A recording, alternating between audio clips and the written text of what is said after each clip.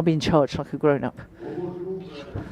Good afternoon, dear colleagues and delegates. Let's please take our seats.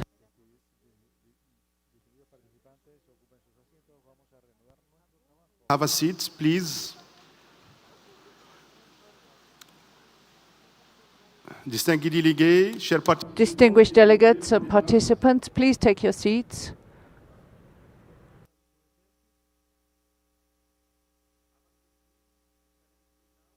We'll have the opportunity to continue discussion.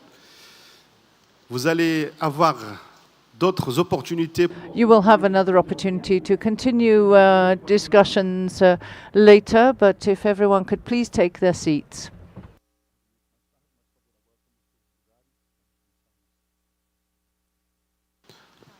Donc, je vais.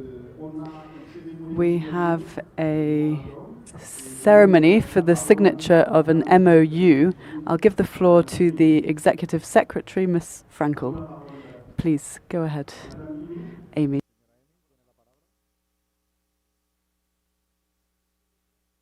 Thank you, Chair.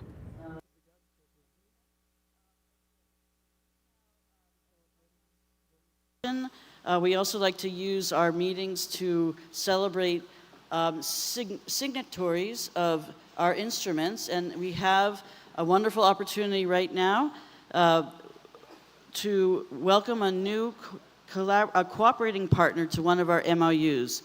So as people come in and take their seats, Excellencies, distinguished delegates, colleagues, it is a pleasure to welcome today the Leibniz Institute for the Analysis of Biodiversity Change, also known as LIB, yes, as a cooperating partner under the Memorandum of Understanding on the Conservation of Migratory Sharks. LIB is a German research institution and member of the Leibniz Association, dedicated to understanding biodiversity change and providing science-based solutions for conservation and sustainable management. For over a decade, LIB scientists have contributed to CMS processes, including the Sharks MOU, with a very strong focus on angel sharks, particularly in the Northeast Atlantic and Mediterranean. LIB was also a founding partner of the Angel Shark Conservation Network. LIB brings expertise directly aligned with the Sharks MOU Conservation Plan, including work on area-based conservation, regional cooperation, and the science policy interface. So we are delighted that LIB is represented today by someone who is no stranger to CMS, co-founder of and co-lead of the Angel Shark Project, Ms. Eva Myers, and we warmly welcome this cooperation. Thank you.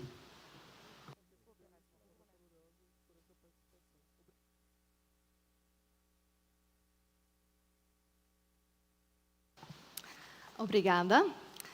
Distinguished delegates and colleagues, we sincerely appreciate the opportunity to become a cooperating partner to the CMS Sharks MOU and look forward to the implementation and supporting the Secretariat and the signatories, particularly on angel sharks and cross-cutting priorities such as area-based conservation. As a founding partner of the Angel Shark Conservation Network, LIB is committed to advancing the CMS Single Species Action Plan for the Mediterranean population of angel shark, while also contributing expertise on the science policy interface, marine protected areas, and the integration of the very important shark and ray areas. I would like to take the opportunity, of course, to express our sincere and heartfelt appreciation to the Secretariat, particularly to Amy and to Andrea here with me, for all the excellent work for this COP, and to the government of Brazil for its outstanding organization and warm hospitality in hosting this COP. Muito obrigada.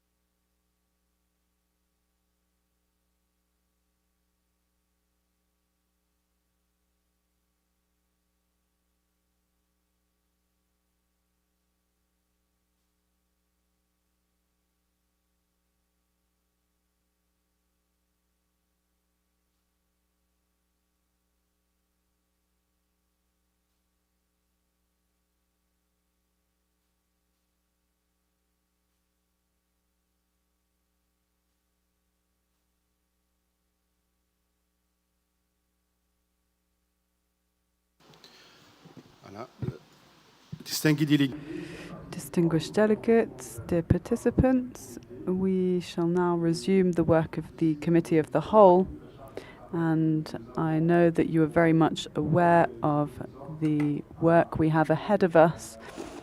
I therefore urge you to please be mindful of time and to bear in mind instructions regarding speaking time.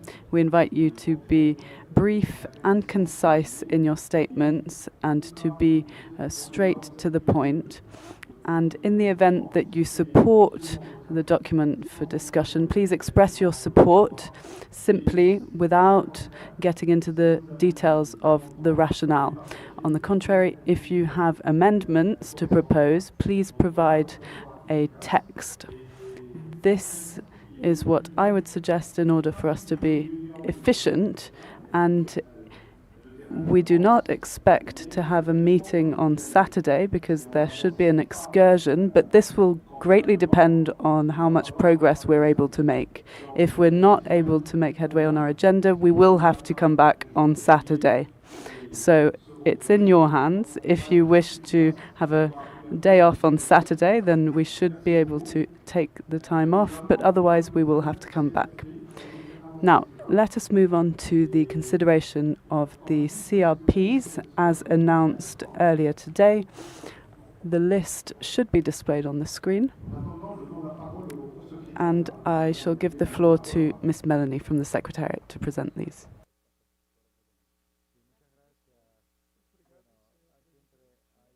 Up, and what comes up on visible to you takes a minute longer to become visible to us. There are 2 slides that have been showing already in the last 20 minutes or so. One's up there now. That is the list of CRPs we will discuss tomorrow. We still don't see them on our screen, by the way. Yes, so those are the ones we will cover tomorrow morning. And then we have a second list, a longer list of the ones that we will take this afternoon. This is, okay, keep this one on. This is the list of CRPs that we propose, and subject to your readiness to discuss them, this is the list. So we have, and I have to reach around, have a look. So renewable energy and animal culture was already proposed for discussion this morning, but parties were not ready and the Wi-Fi was down and things. So first we'll come back to you whether you're ready to discuss those. Then we have the rest of the list here, which are documents that we announced this morning, that we would be discussing this afternoon. And then finally, we will then go back to the avian documents, and there are 2 more CRPs which we will which are already announced and can be discussed as part of the avian agenda. If I could ask the technicians, we really need the list in front of us on the return screens. But now I will hand back to the chair.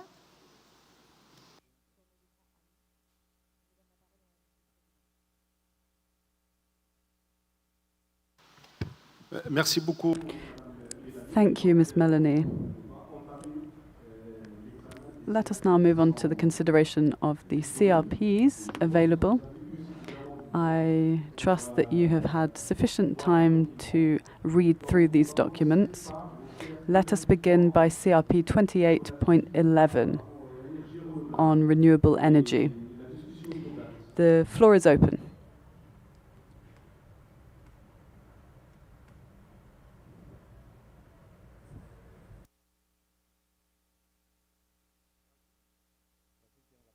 Brazil.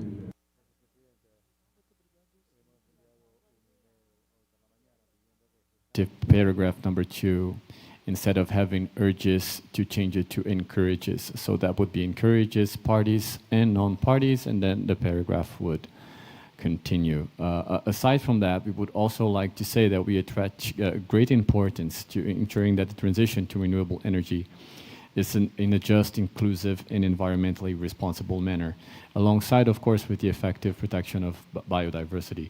In this regard, we wish to underscore the relevance of robust strategic environmental assessments, as well as sound environmental impact assessment procedures, as these are definitely key tools to anticipate risks, to improve planning, and to support well-informed decision-making. We also note that we have already established a national framework for environmental licensing, for impact assessment, and for monitoring and mitigation of impacts on fauna. We therefore support balanced language that strengthens this good planning and safeguard, while of course respecting national circumstances and national regulatory frameworks. Thank you. Merci beaucoup. Thank you, Brazil. Chile. Thank you, Chair. As regards the resolution 1127 in the revised version from COP15, which is contained in Annex 1 and which we were asked to adopt, in page 12, 2H, we believe that the text should be modified when it states integrate considerations regarding the protection of migratory species in national climate strategies and action plans and frameworks which regulate energy infrastructure.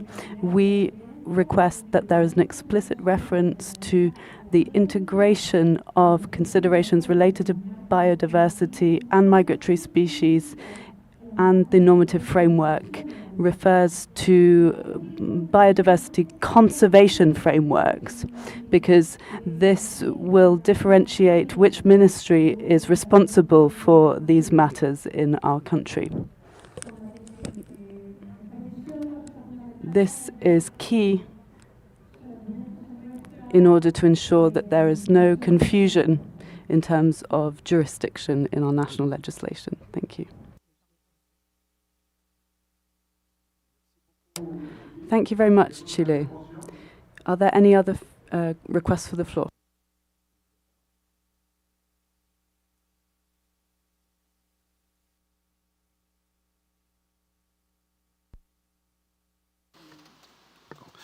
Le Chili, s'il vous plaît.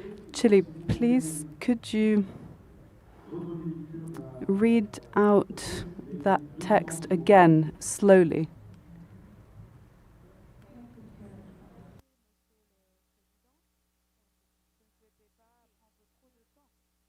Just to read the amendment? Yeah, okay. En español, entonces. In Spanish, then. We request the removal of a reference to the assessment of environmental impact assessments beyond national borders, considering the limitations of competencies. Apologies, just 1 second, says the speaker. I'm receiving 2 different instructions here. As regards page 12, 2H, we request that there is an explicit reference to the fact that the reference to the integration of considerations. I could also send the text if you would prefer.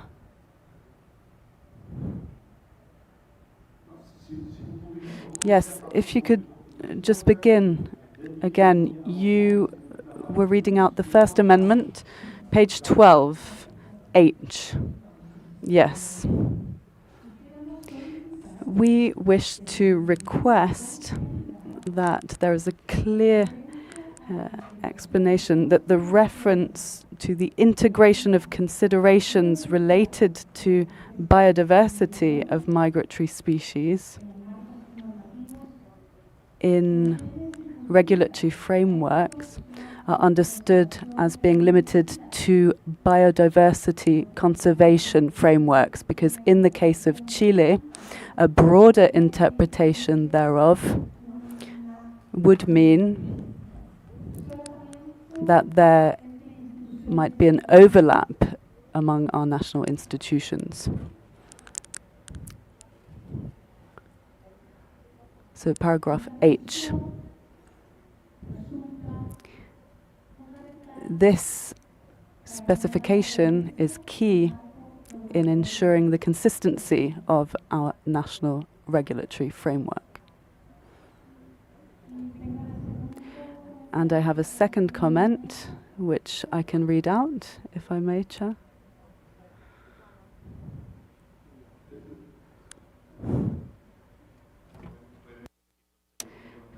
Could you please repeat which letter that is, the second comment? The second is on Annex 2, 15cc, small a.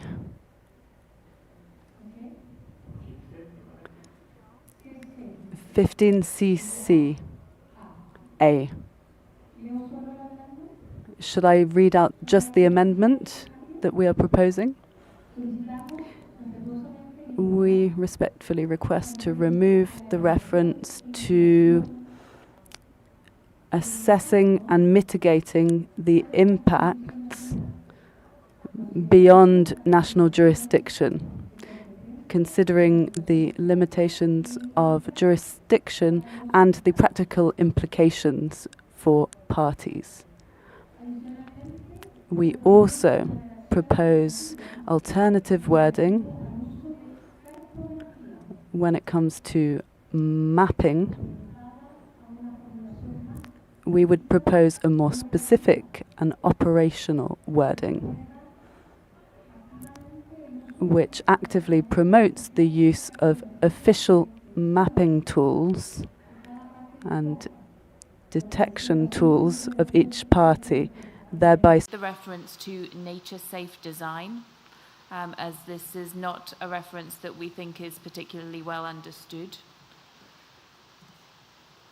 Then in paragraph 3, in the chapeau, we would suggest to move the word energy in the second line to after renewable. So it becomes renewable energy and transmission technologies. And then the third amendment would be to subparagraph C in paragraph 3, where we would prefer to replace the words that have been added at the beginning of the sentence to support the avoidance of with the word avoiding. Thank you, Chair. Merci beaucoup, l'Union européenne. Thank you very much, European Union. If you could perhaps also share your amendments with the Secretariat by email.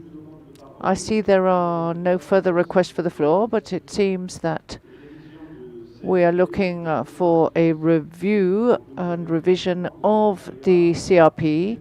So based on what we've heard, the Secretariat will prepare a new version which takes into account the proposals that we have just heard. So now, with your indulgence, we will move on to the next CRP, which is 28.13 on conservation implications of animal culture and social complexity. So I invite parties who have comments or amendments to please share them with us.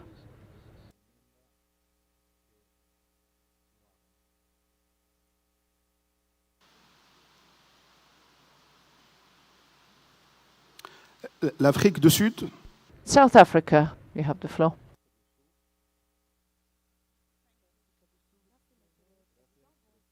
Delegates. South Africa has sent proposals for amendments of the resolution, taking into account the background information that was provided in the document, which recognizes that these concepts are quite complex and they are also not very mature. And in that context, my delegation feels that the resolutions that we take in this COP should be able to have a degree of flexibility to the extent that parties can consider such decisions. On 15AA, we have proposed that instead of saying that parties are requested, we propose that parties are encouraged to consider the insights from the expert working group. So that is the first amendments that we are proposing. And in the same paragraph at the end, after cultural capacity, we are proposing in accordance with national circumstances and capability. Further, under 15CC, we are proposing that in the opening para, that the word requested be replaced with encouraged.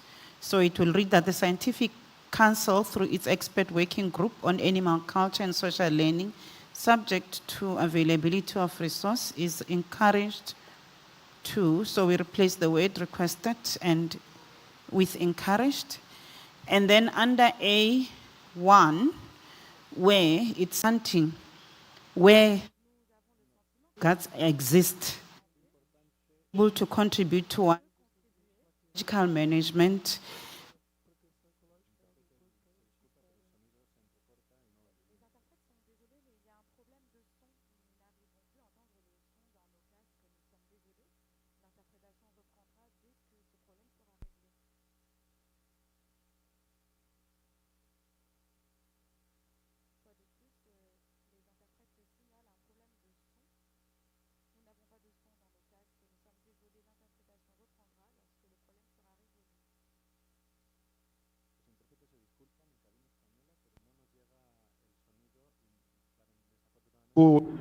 Thank you very much to the European Union. Senegal, you have the floor.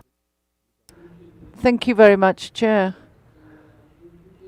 I listened closely to the delegate from South Africa, but in my opinion, the term is in its place here.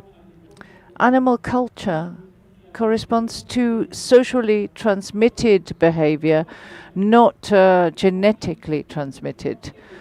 So when there is sustainable management, that can lead to a pressure that will affect the learning, the social learning characteristics of the animal population. So with social species such as elephants, a whale, the behavioral transmission is based on key individuals. So any harvesting or taking of the animals can interrupt that chain, and that can lead to changes in behavioral responses and in the learning by juvenile individuals.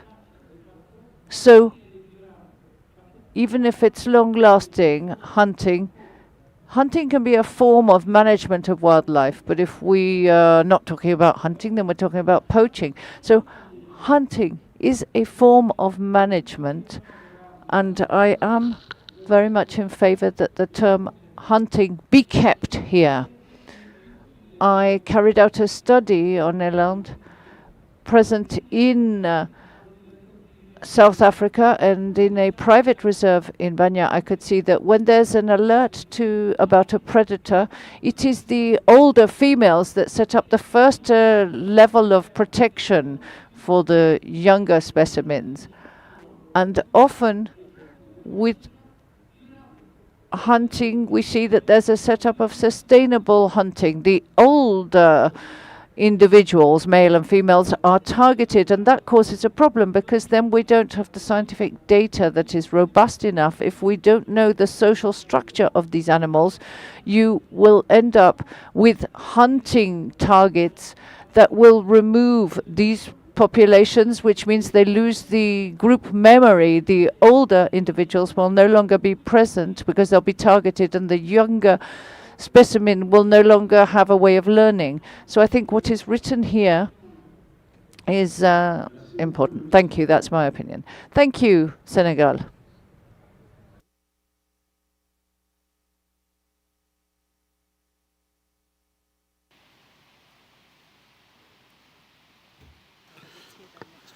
Je donne la parole au...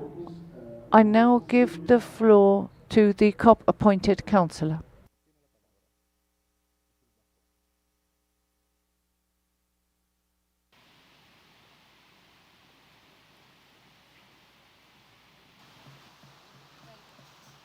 Thank you very much, Chairman. I speak here as the COP-appointed councillor with probably the longest association with this important CMS work stream, and in the absence of the chair of the relevant working group.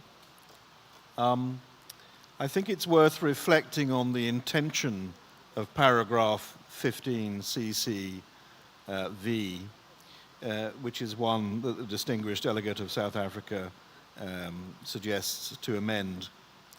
The intention is to develop a report that explains how removals from cultural units may affect them. And I appreciate, as I'm sure we all do, that hunting is a sensitive topic. And so perhaps we do not need to use the word hunting here at all, or illegal and unsustainable use, but we could simply replace the word hunting with removals, and then the working group would be able to continue with its work. I hope that's helpful to parties. Thank you.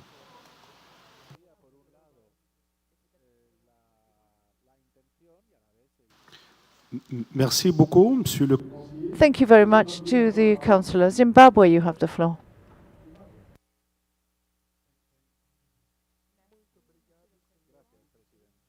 It's largely been preempted, but it's very much in alignment with what South Africa has just said.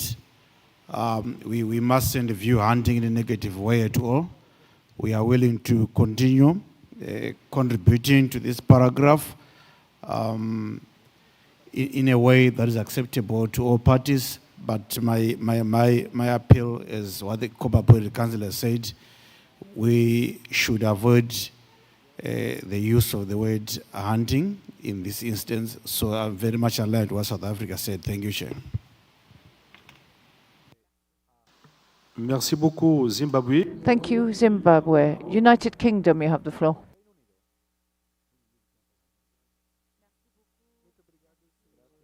I would agree with the comments made by the COP-appointed councillor and by Zimbabwe.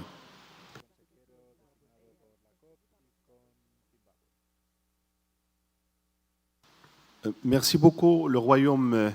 Thank you to the United Kingdom. Senegal. Yes, maybe we could find a way of compromise. If we talk about hunting, maybe we talk about taking.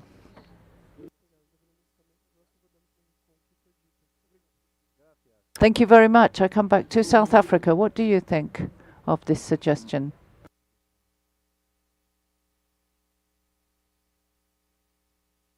Thank you very much, Chair, and we really appreciate the delegations that are making comments on this proposal that South Africa has made. We are taking counsel, and I think we do agree with the COP-appointed councillors' compromise of using the word removal. What we would like to stress that this removal or otherwise taking is not to be viewed negatively.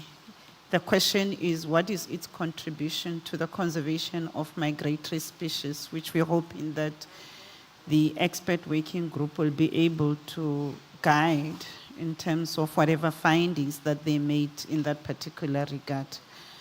I also need to indicate further that we have submitted our proposals, all our proposals for the amendments in writing. Thank you. Merci beaucoup, l'Afrique du Sud. Thank you very much, South Africa.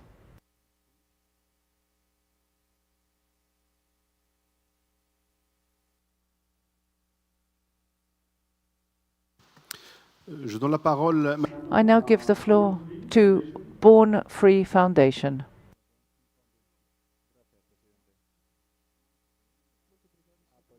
The CMS for bringing it into the global discussion on conservation. In response to the discussion just now, we certainly agree that the less inflammatory language proposed by the COP-appointed councillor and Senegal might remove that. I would just add to South Africa and Zimbabwe that the language isn't saying to stop hunting, it's simply to consider the impact of it on the social group that's left behind. I would point out that to the animal being hunted, whether it's a legal hunter or a poacher, the difference is academic. We feel that COP15 should adopt the proposed changes to Resolution 11.23, Rev COP12, in Annex 2, and the draft decisions in Annex 3, as well as the proposed terms of reference for the ACEWG in Annex 1 of the document. We welcome the incorporation of animal culture and social learning into the considerations of key CMS daughter agreements, ASCOBANs and ACOBANs, and encourage the expansion of these considerations to wider CMS daughter agreements, including, but not limited to, the Gorilla Agreement, the MOU on West African elephants, and indeed any agreements involving socially complex species where culture is likely to be involved. We encourage ongoing collaboration with IUCN on this work stream, including through the implementation of IUCN motion of Resolution 112 from last year, which was strengthening planning for preserving biodiversity through the use of longevity conservation approaches to ensure naturally age-structured populations of species. The lack of responses from parties to notification 2025-001 is disappointing.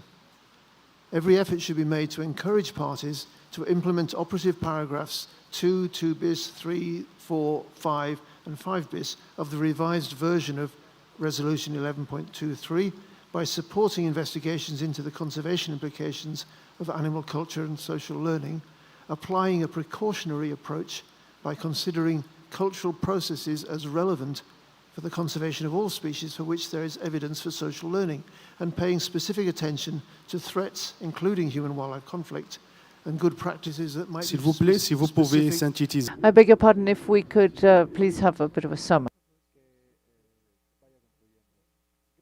Thank you very much. The last intervention is from CLLC or Conservation Force. Please be brief and precise.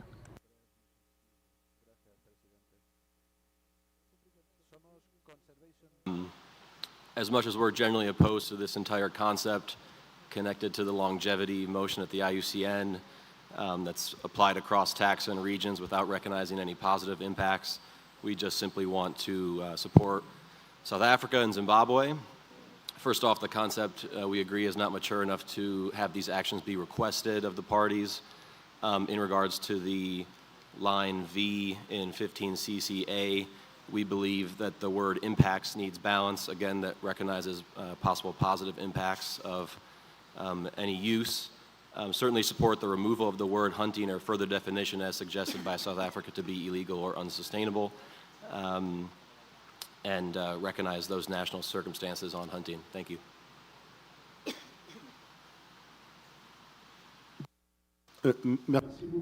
Thank you very much. So in the light of the exchanges we have heard, the Secretariat will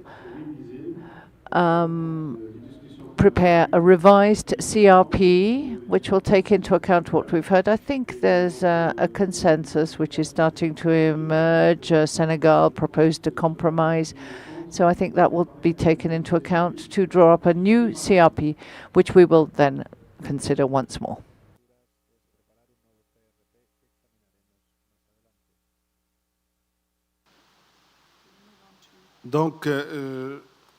So, we will continue with our agenda, and we will now move on to the next CRP, CRP 14.3, which is linked to resource mobilization. Do state parties have any amendments to this text?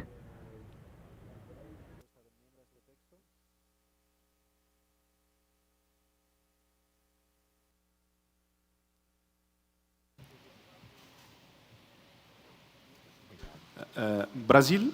Brazil. Thank you, Chair.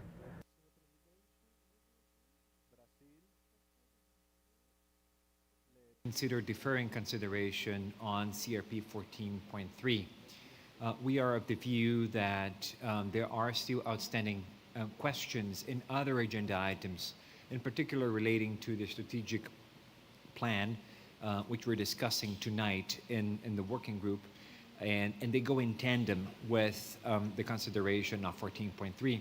So we would kindly ask the committee to consider deferring it for consideration tomorrow morning, so we can benefit of a reading of this document once we have clarity in the working group how these other paragraphs are turning out.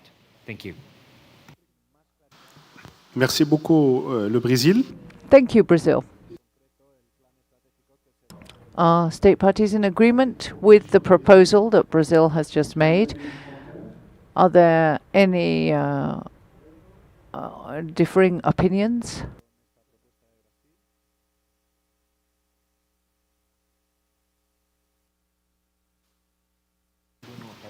Donc, je vois pas. So I see no request for the floor. So the consideration of this item will be left until tomorrow. CRP 14.3 on resource mobilization will be considered tomorrow. So now we move on to the next CRP 19 Rev 1, Communications, Outreach and Information Management. Do we have any amendments for this CRP?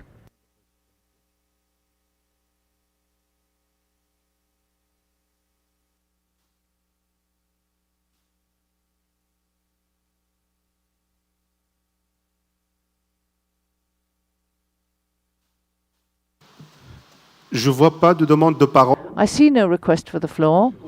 So I consider that the Committee of the Whole wishes to submit this CRP to the COP plenary for adoption. It is so decided, and now I invite you to move to the next CRP, number 23, on the review mechanism and national legislation program.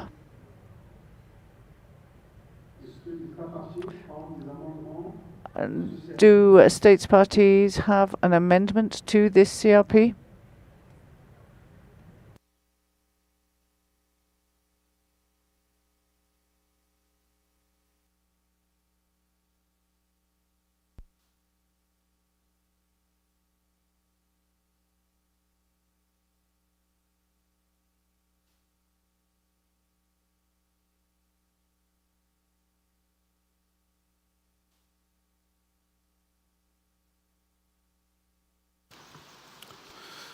Je vois pas de.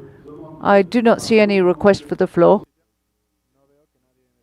So I consider the committee confirms that we transfer this document directly to the COP plenary. I invite you now to move to the next CRP 25.1.3. Are there any proposals for amendment from state parties?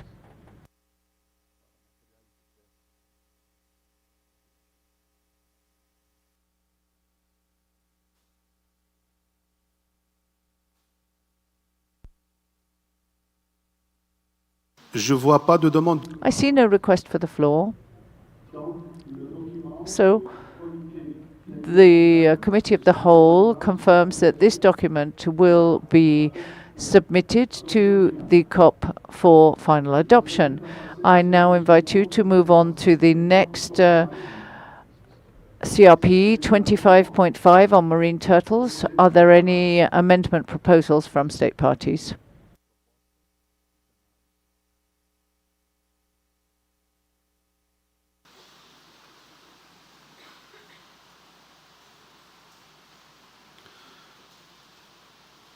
Je vois pas de demande de.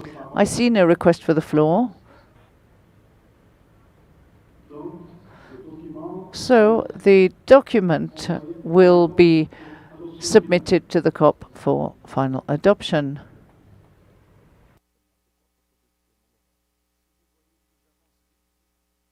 You see that I am going through this quickly. Please let me know.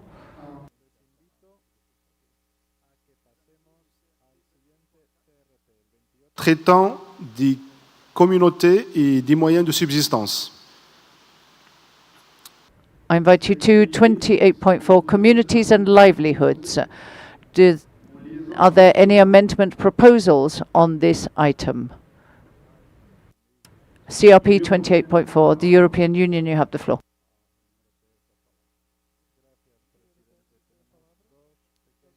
Subparagraph A of decision 15AA.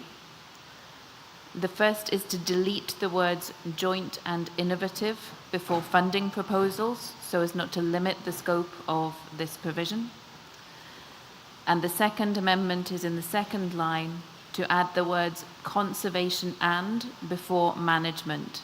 So it would read wildlife conservation and management. Thank you, Chair.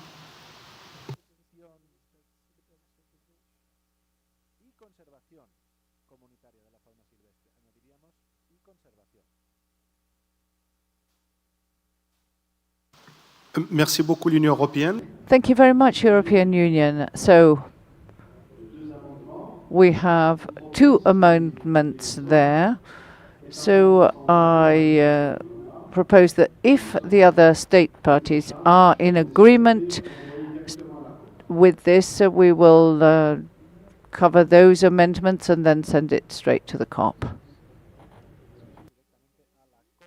Distinguished delegates, do we have any objections to the amendments that the European Union has just raised?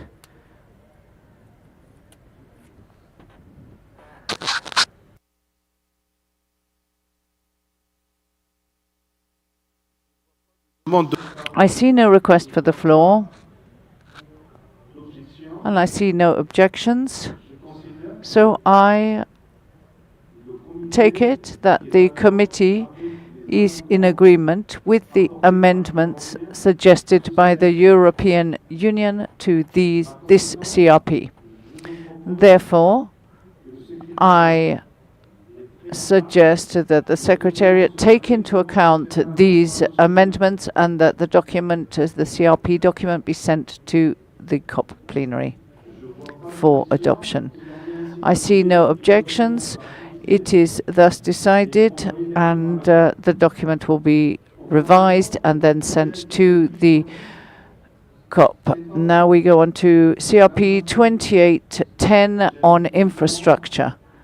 I call on member states to express their support or to indicate if they have any amendments to share in the meeting.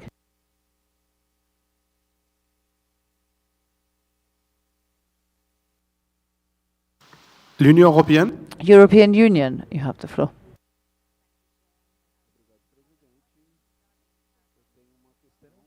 On the second page, where text has been added referring to species distribution in concerned development areas.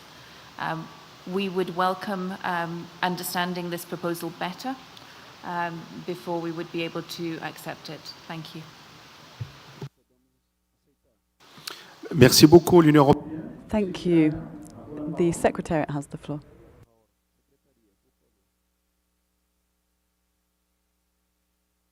Very much, Chair, and thank you very much to the European Union for their question. So, it is very important that baseline surveys are conducted not just once, but several times in a season or during a year, so that is better understandable whether or not a species occurs in a certain area. So this is what the wording on species distribution is relating to. And with concerned development areas, we are referring to areas where a infrastructure development is being planned. I hope that is clear. Merci beaucoup, le secrétaire. I thank the Secretariat. Does the European have any reaction to this? Is it satisfactory?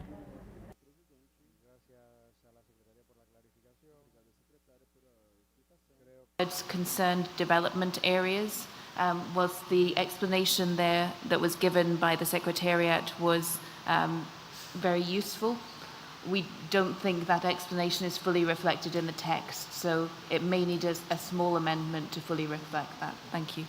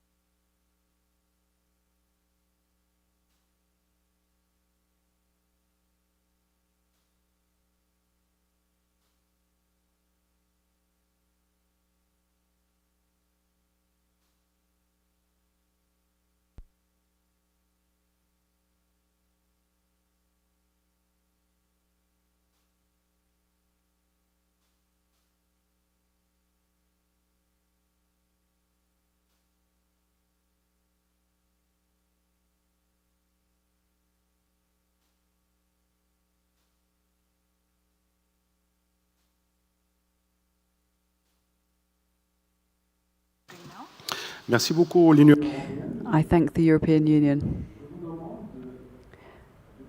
May I ask you to please offer alternative wording, perhaps, so that we can discuss the wording now in session and move forward?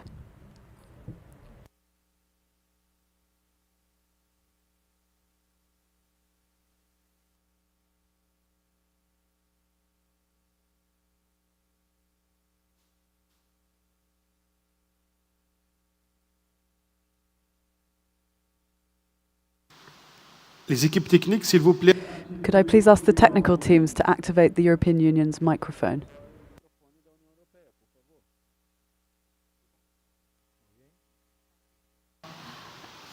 We hadn't come with a reformulation as we were waiting for the explanation to better understand the proposal. So what may be acceptable is something along the lines of in areas where infrastructure development is planned, if we've well understood what the Secretariat has said. I'll repeat that. In areas where infrastructure development is planned. Thank you.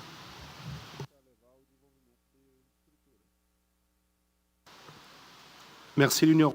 I thank the European Union. Brazil.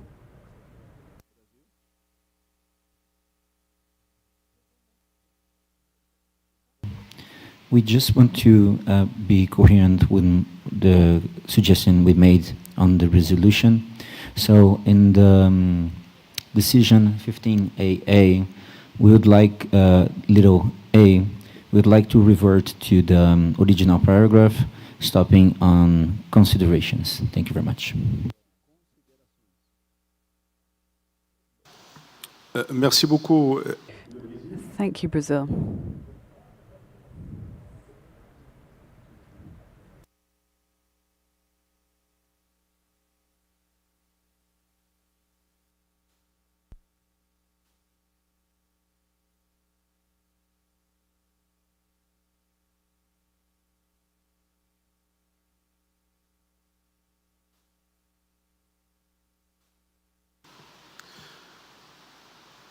Ce que je vous propose. May I suggest that the European Union and Brazil consult one another in order to come up with a consensus-based wording which would then be sent to the Secretariat, and on the basis of which we will draft a revised CRP. I see no objections to that way forward.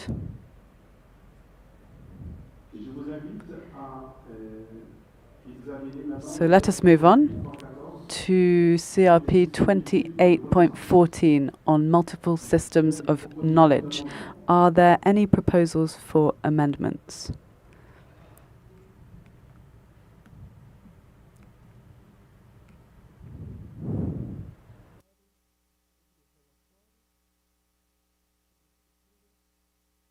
Pas de demande de parole. I see no request for the floor. May I take it that the Committee of the Whole at the European Union, you have the floor.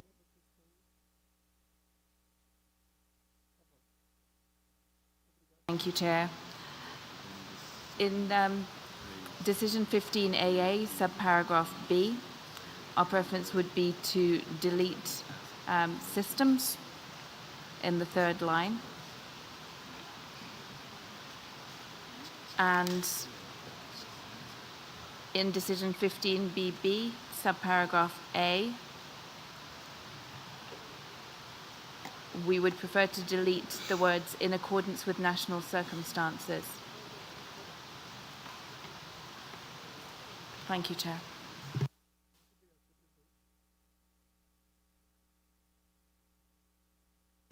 Merci beaucoup, l'Union européenne. I thank the European Union.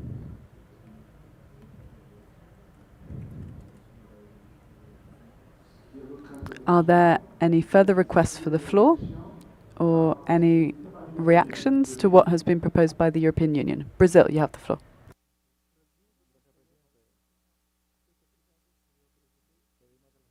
The proposal change from the EU, please.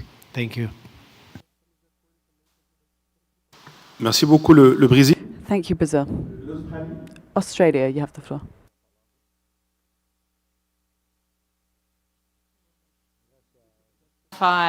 The EU's first suggested amendment, which I understand was in Decision 15AA-B. They wanted to delete systems on the second line. If they could clarify that, that would be useful, because by removing the word systems from there, it does not leave the sentences comprehensible, I suppose, because it then would just read incorporate multiple of knowledge. So I'm just not sure. That's what I heard. They just wanted to delete systems. So clarification on that would be appreciated.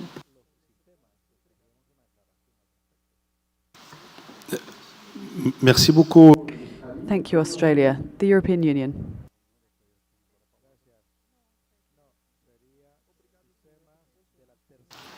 So the sentence, to our understanding, would still make sense.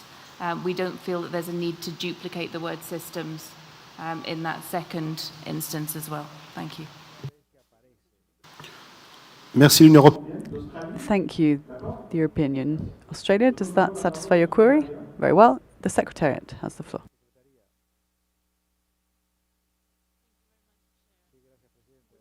The text as it is amended. So in Decision 15AA, paragraph B, there is only one change at the third line. So the whole paragraph reads, identify whether there are areas where there may be opportunities to incorporate multiple systems of knowledge, including relevant indigenous and local knowledge. Here the systems is deleted, and the text continues in areas other than until the end of the paragraph. And then in paragraph 15BB, the text which is in the third line from the end, in accordance with national circumstances, is proposed for deletion. So the whole paragraph reads, paragraph A, when undertaking outreach to stakeholders where appropriate and feasible, include organizations or networks of relevant indigenous and local knowledge holders as appropriate, of relevance to the United Nations, recognizing that exploration of different communication techniques may be required to effectively reach target audience. Now the text is deleted and the sentence continues, and with due regard to free, prior and informed consent and the protection of traditional knowledge. And thank you very much, Mr. Chair. Merci beaucoup. I thank the Secretariat. Brazil.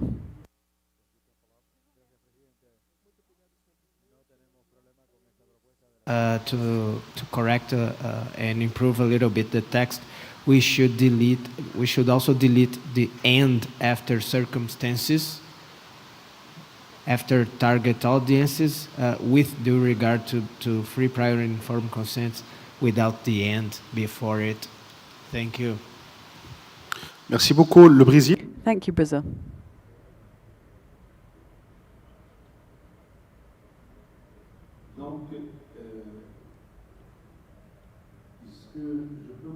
May I take it that the Committee of the Whole... South Africa, you have the floor.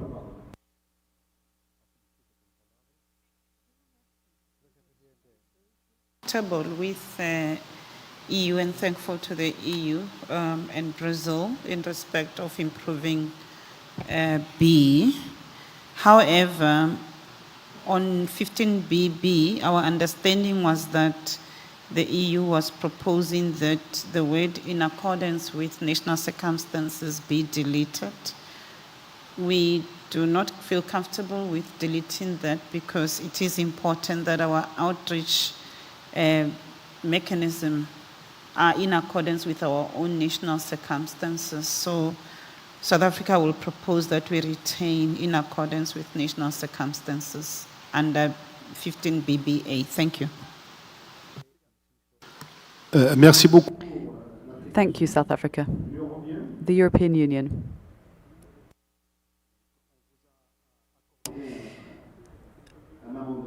A request was made to you. Could you show some flexibility on that second amendment?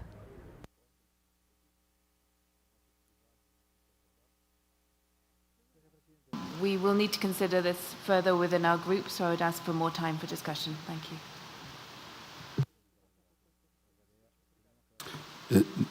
D'accord.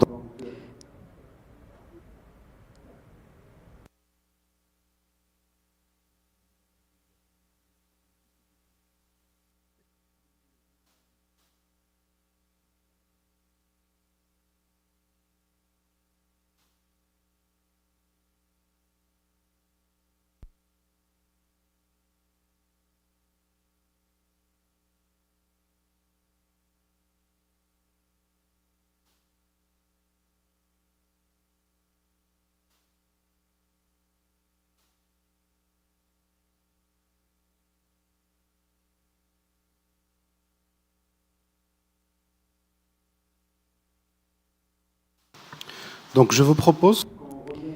I suggest then that we come back to this item tomorrow morning with the proposal of the European Union.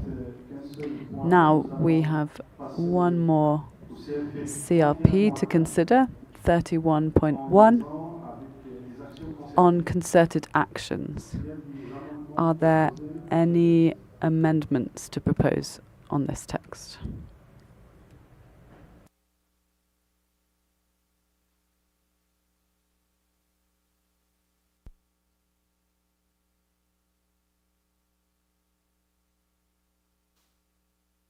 L'Afrique du Sud. South Africa.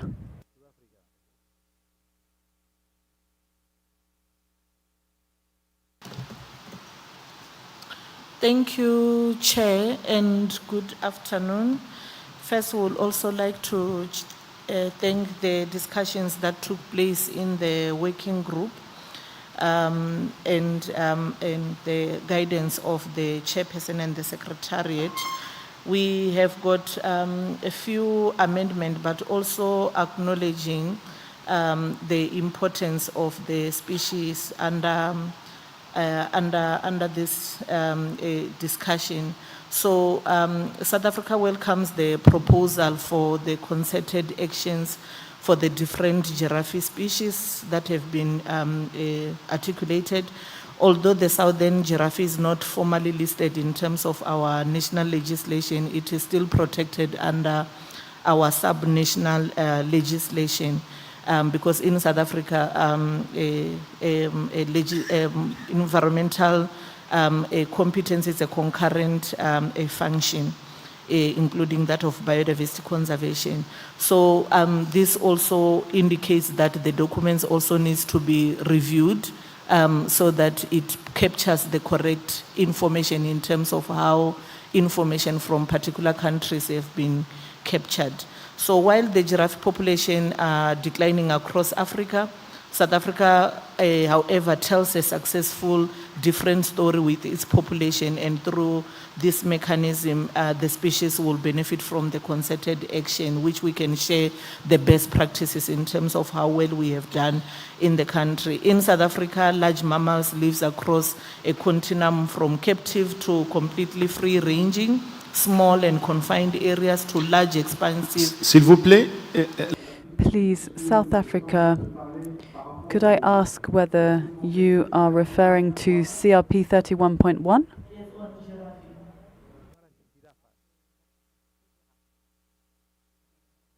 I give the floor to the Secretariat.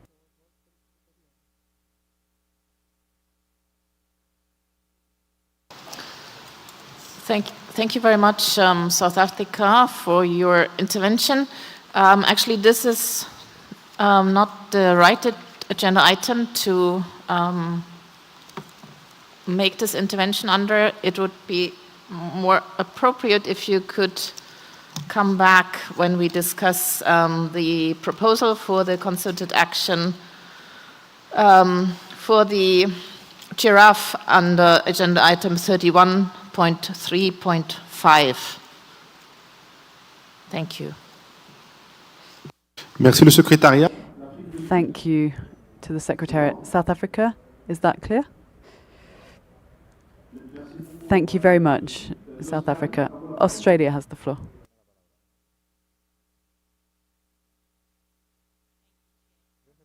I don't have a suggested amendment. Hopefully this is just a quick correction, but I note in the CRP document that the third paragraph is still titled as 2bis, and I assume it's just a matter of fixing up the numbering, but just wanted to point it out in case it had been overlooked. Thank you. Merci. Thank you, Australia. I am very relieved. I thought that we were going to get into a lengthy discussion on content, but I see no further requests for the floor here. So may I take it that the committee wishes to submit this CRP as it stands to the plenary of the COP? I see no objections. It is so decided. Document CRP 31.1 shall be submitted directly to the COP for final adoption as it stands. Thank you very much. This brings us to the end of the CRPs for discussion. I thank you for your understanding and your engagement, as well as your spirit of consensus.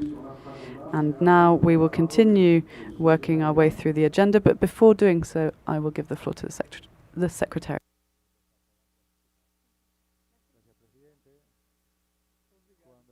Over the lunch break, we rather optimistically thought that we may already get through both the avian and the taxonomic and the terrestrial items this afternoon, which would bring us up to proposals to amend the appendices.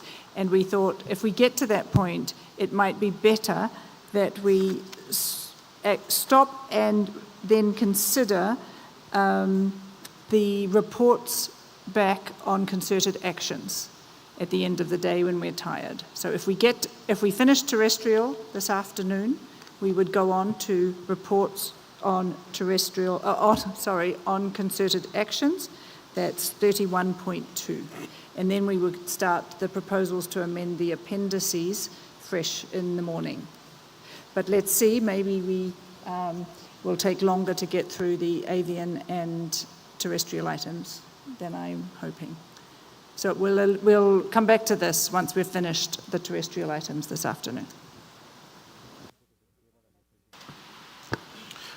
Merci beaucoup. I thank Melanie.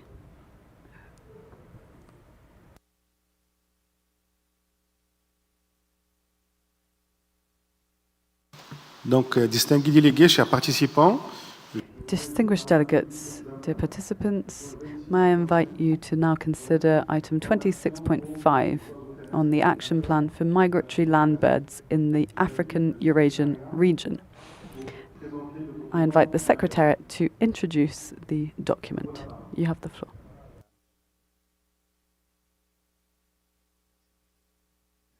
Thank you, Chair.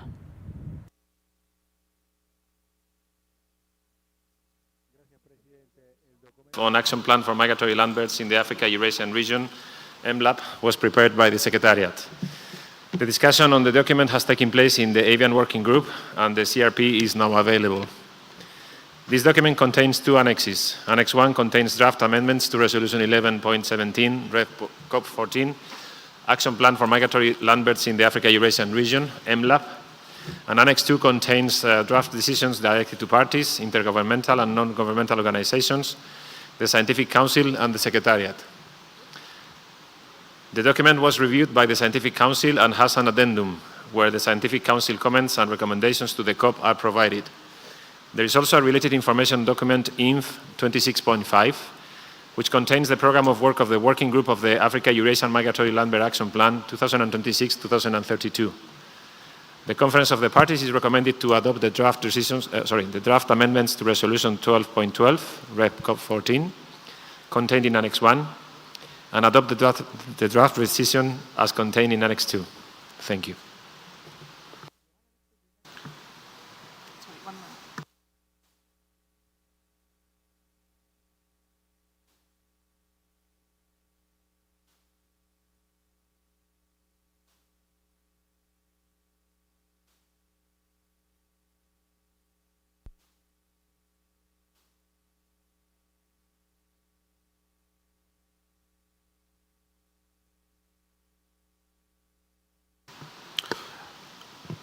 Merci beaucoup. Thank you, Ivan. Distinguished delegates, dear participants, I have just been informed that CRP 26.5 has already been published online. This was announced yesterday. May I ask whether you are ready to consider the CRP directly?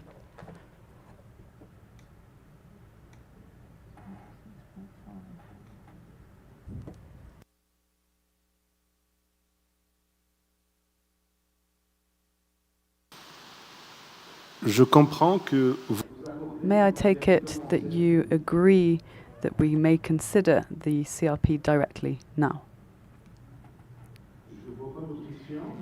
I see no objections. I invite parties to share any amendments they may have, if appropriate, for the CRP document 26.5.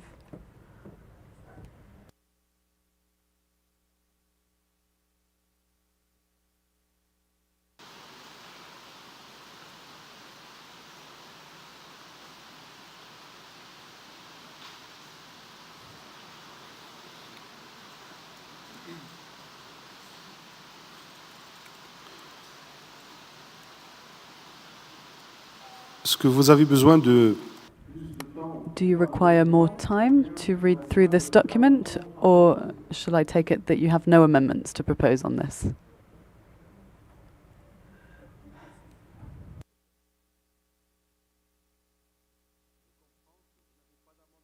I understand that you have no amendments to propose. Switzerland, you have the floor.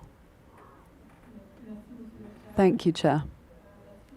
Switzerland wishes to support the amendments as proposed, and we thank the Secretariat for the work undertaken.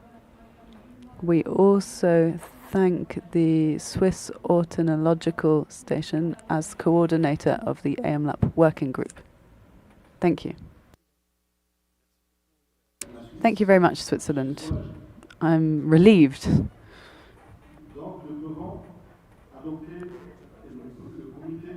The Committee of the Whole, therefore, decides to send the CRP directly to the COP plenary. I see no objections. It is thus decided. CRP 26.5 shall be directly submitted to the COP plenary for final adoption. Thank you very much.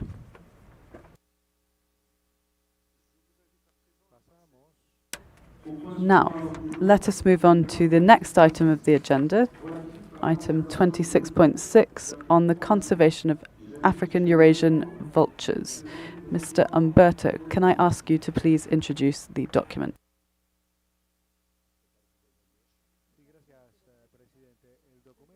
On conservation of African Eurasian vultures was prepared by the Secretariat.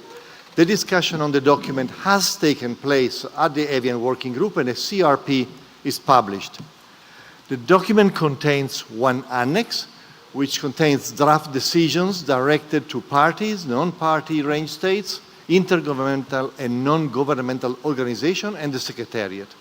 There are also two related information documents, COP15 Information 26.6a, which summarize the replies received on the implementation of Decision 14148 to 14151, following a notification that was sent by the Secretariat in 2025. It also analyzes challenges in the implementation of the decisions, lessons learned, and provides policy recommendation.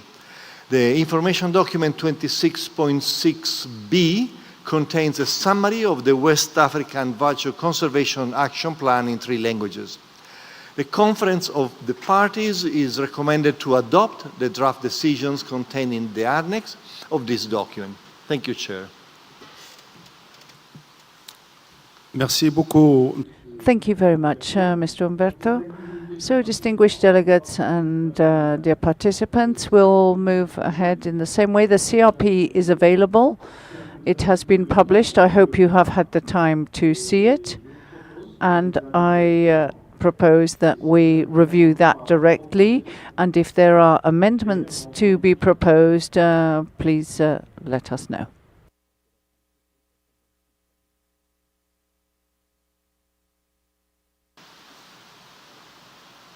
Le Ghana. Ghana.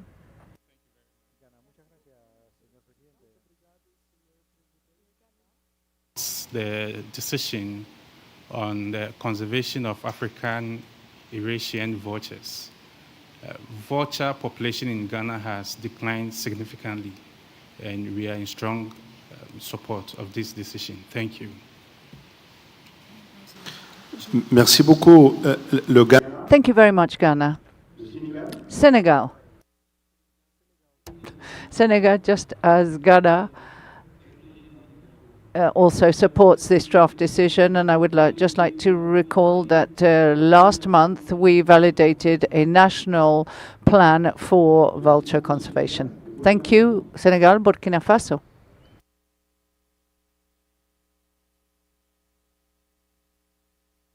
Burkina Faso supports the opinions expressed by Senegal and Ghana on the decision that is contained in the document. Thank you, Burkina Faso, says the chair. I see only support. I do not see any objections. May I consider that the committee is in agreement with sending the CRP as it stands, CRP 26.6, to the COP for final adoption? I see no objections. It is so decided. The CRP will be directly sent to the COP for final adoption. Thank you very much. Now I would invite you to move to the next item of our agenda, which is 26.7 on the Seca Falcon, the Global Action Plan. And I would like to ask Mr. Umberto to present this.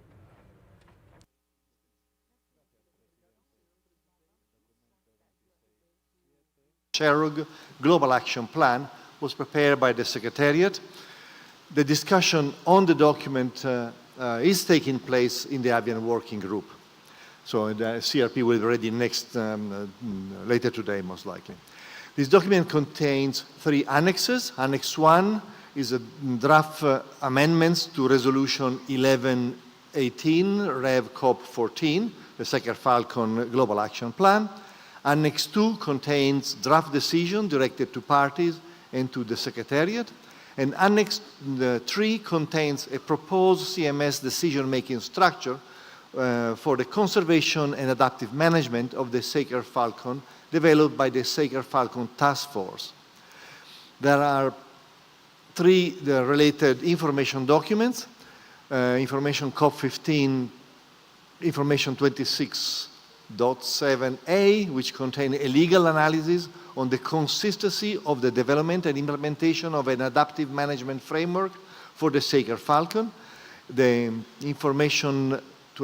document information 26.7b, which contain the Saker Falcon Task Force terms of reference, and the information document 26.7c, which present an indicative budget for the establishment of an adaptive management framework for the period 26-29. The document was reviewed by the Scientific Council and has an addendum where the Scientific Council comments and recommendations to the COP are provided. The Conference of the Parties is recommended to review and adopt the proposed CMS decision-making structure for the conservation adaptive management of the Saker Falcon contained in Appendix 3, adopt the draft amended resolution presented in Annex 1, and adopt the draft decision contained in Annex 3. Thank you.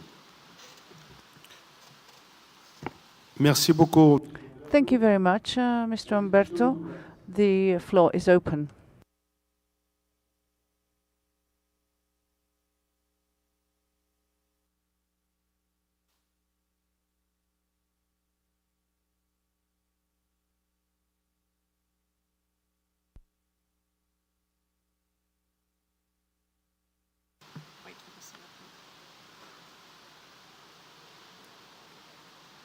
Je vois pas donc. I do not see any request for the floor, so we will await the drafting of the CRP following the meeting, and we will then consider that together. So, distinguished delegates, I propose that we move to the next item, 26.8, on internationally important raptor areas, and I invite Mr. Umberto to present the document.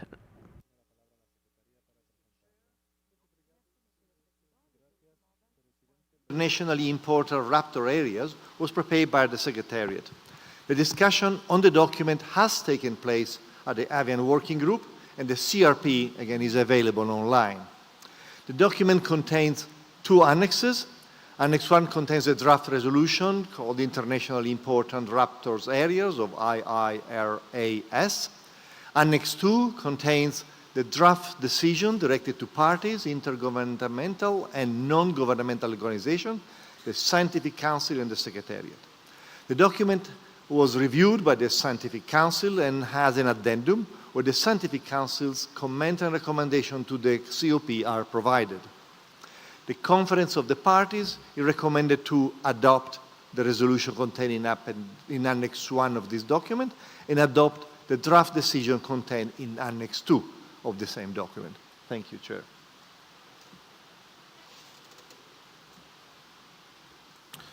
Merci beaucoup. Thank you very much. Do we have any requests for the floor?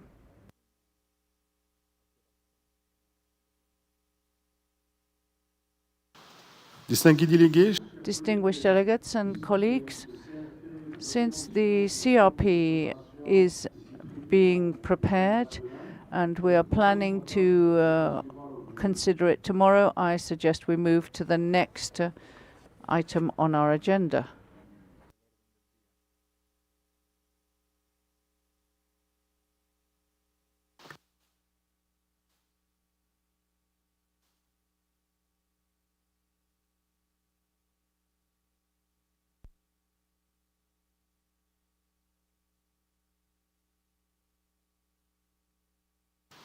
Je m'excuse. My apologies, says the chair. The information has been corrected. The CRP is prepared, but we were planning to review it tomorrow, but it's already online. It is planned that we consider it tomorrow.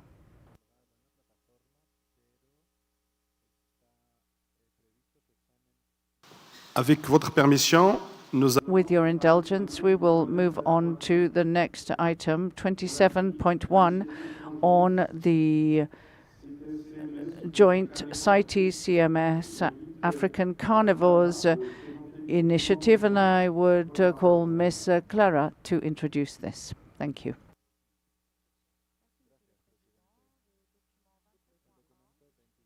African Carnivores Initiative was prepared by the Secretariat. The discussion on the document has taken place in the Terrestrial Working Group, and the CRP is available on the website. The document contains one annex setting out a set of new decisions. A number of amendments were made to the decisions in the Terrestrial Working Group, which are reflected in the CRP. The Conference of the Parties is recommended to adopt the draft decisions contained in CRP 27.1. Thank you.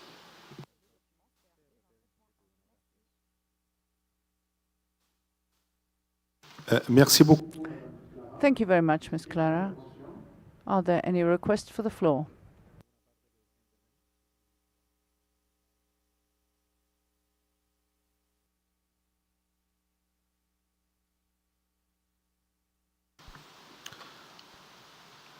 CCF, CDF. CCF, CDF. Thank you, Chair.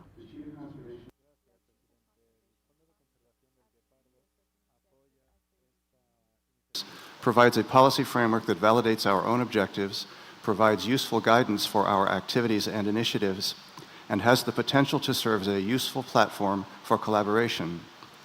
We note, however, that at the last CITES conference of the parties, a proposal was made that would have effectively directed all work on cheetahs under CITES into the CITES Big Cats Task Force. Led by opposition from some cheetah range states, the proposal was rejected for multiple reasons, including that the Big Cats Task Force lacked sufficient resources. This outcome should not be taken to indicate a lack of support for the ACI and Big Cats Task Force framework in principle, but rather what happened at CITES underlines sharply for us here the urgent need to ensure that the ACI has the necessary resources to become fully functional and to implement its program of work. Thank you.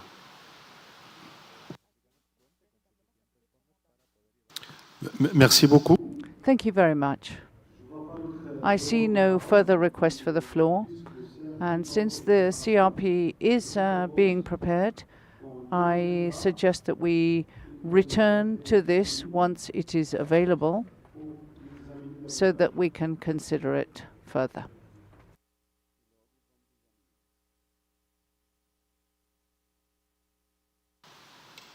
There's a waiting.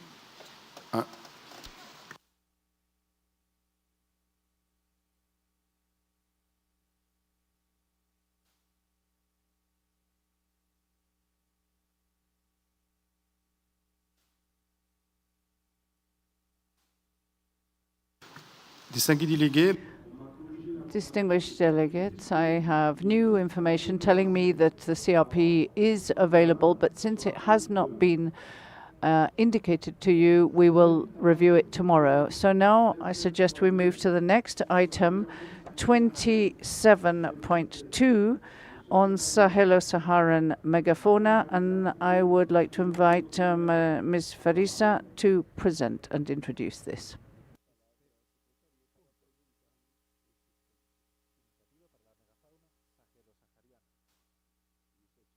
Thank you, Mr. Chair.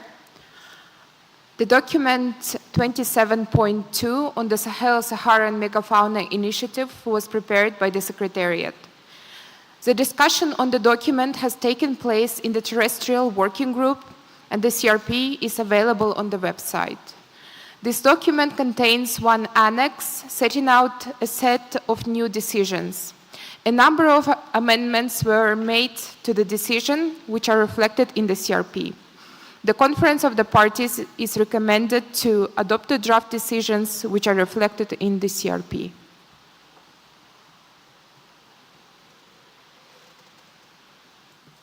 Merci beaucoup. Thank you very much. And I suggest we work in the same way. as before, since the CRP is available, should we go and consider the CRP now and then decide?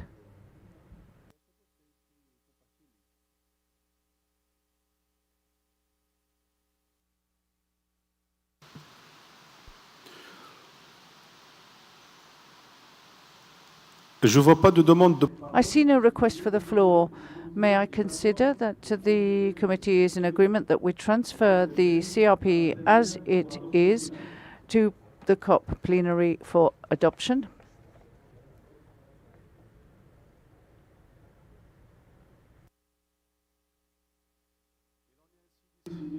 It is so decided, so the document as it stands will be submitted to the COP for final adoption, and I suggest we move on to 27.3, Central Asian Mammals Initiative. And I invite Ms. Paulina from the Secretariat to present the relevant document. You have the floor.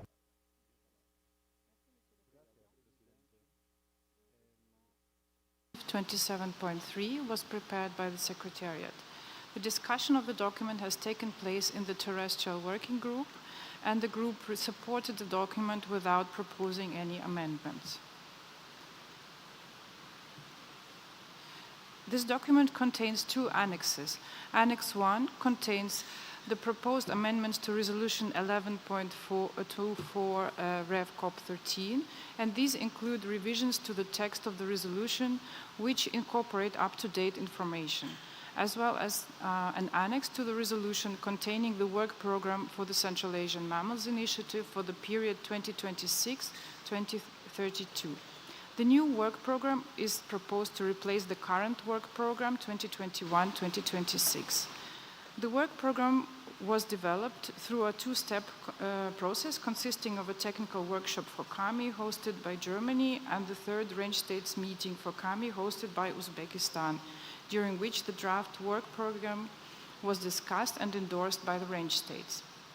For the first time, the updated work program includes an area-based approach by identifying 13 priority transboundary conservation regions, which are multi-use landscapes that contain important habitats for migratory species and where targeted conservation measures should be implemented to ensure their protection. Annex 2 contains a set of decisions which support the implementation of the work program. The document was reviewed by the Sessional Committee of the Scientific Council at its 8th meeting. There were no substantive comments from the Scientific Council except the general expression of support and a remark that the discussions at UNCCD COP17 in Mongolia are of great significance for the conservation of terrestrial species, including KAMI species. The Conference of the Parties is recommended to adopt the draft amendments to Resolution 11.24 Rev COP13 contained in Annex 1 of this document and adopt the draft decisions contained in Annex 2 of this document, as well as delete decisions 14.167, 14.70. Thank you, Chair.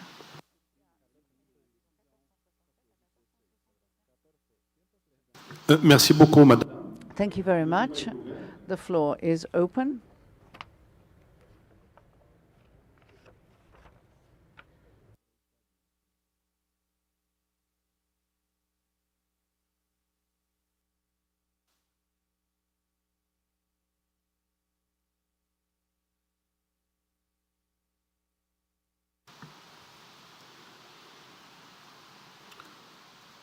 Je vois pas de demande de parole. I see no request for the floor. May we consider that the committee agrees to submit the document as it stands to the COP for final adoption? Do we have any objections?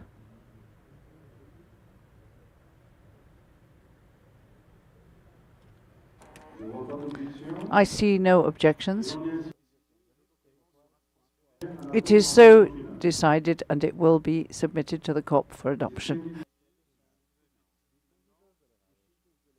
Distinguished delegates, I now invite you to consider item 27.4 on the Jaguar. I invite Ms. Clara from the Secretariat to introduce the document.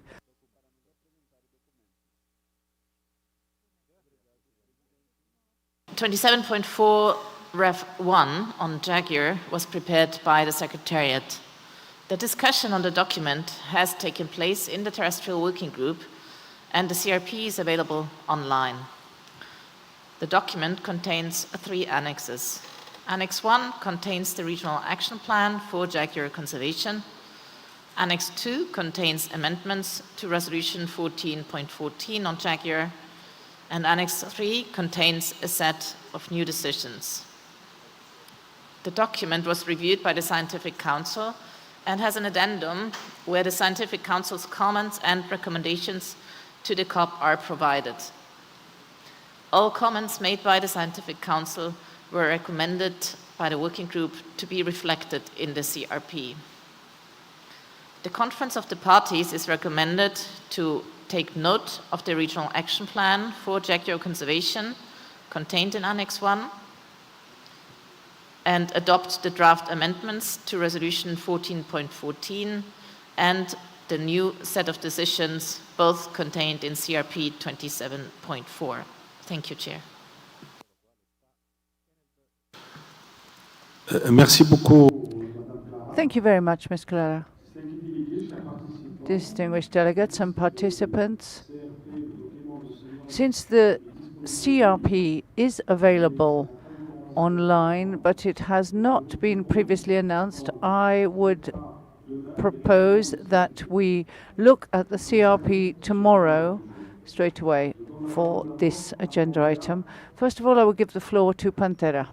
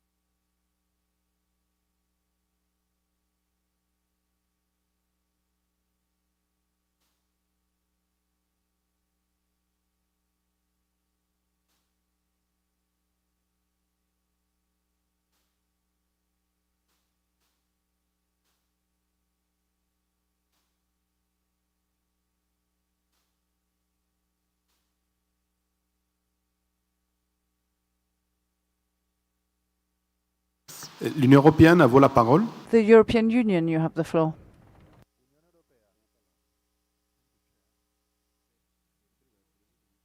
States thank the Secretariat for having supported the enraged states in the intersessional period. We support the Regional Action Plan for Jaguar Conservation contained in Annex 1 of this document, the draft amendments to Resolution 14.14 contained in Annex 2 of this document, and the decisions contained in Annex 3 of the document. As it is important to have sustainable governance and funding, the EU and its 27 member states would appreciate if the UNEP Regional Office for Latin America and Caribbean UNEP could confirm whether sustainable future funding for hosting this initiative will be assured. Current species range, compared to its historical range, is severely fragmented and continues to decline, and we believe that the new action plan, with its 6 objectives, will provide the necessary cooperation format to launch conservation measures, and we would like to underline the importance of an intergovernmental platform as a regional support mechanism for its implementation. The EU and its 27 member states support strengthening synergies between CMS and CITES, and in this regard welcome the efforts of the Secretariat to work closely with the CITES Secretariat for this and other species. We look forward to a revised joint work program that is ambitious in terms of deepening practical cooperation and fully exploiting synergies between both conventions, with a view to maximizing complementarity and impact. We hope that the new joint work program will be well received and, if needed, guided by the CMS Insiders standing committees, providing strong support for its implementation. Thank you, Chair.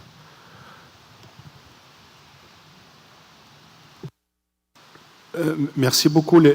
I think the European Union, I think that the proposal was that we look at the matter of Jaguar tomorrow. I see there are further requests for the floor, and I thought the European Union wanted to speak on another subject, but we proposed that the item on Jaguar be covered tomorrow when you will have had time to consider the CRP that has been published online, but that's not any problem. So we will move with our work. UNEP is the subject, the Jaguar. If it is on the Jaguar, we have decided we will cover the subject tomorrow, so it would be better to leave it, set it aside for tomorrow if it's a matter related to the Jaguar. Thank you.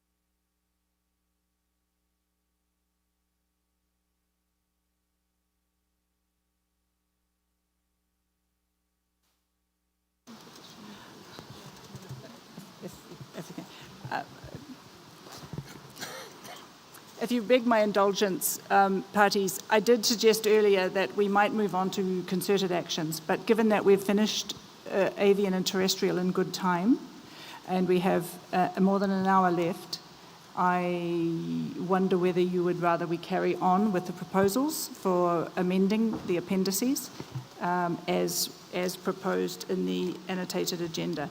That is item 30. 30.2. We're starting with the proposals to amend the appendices. Is that agreeable? And I'm sorry for causing any confusion.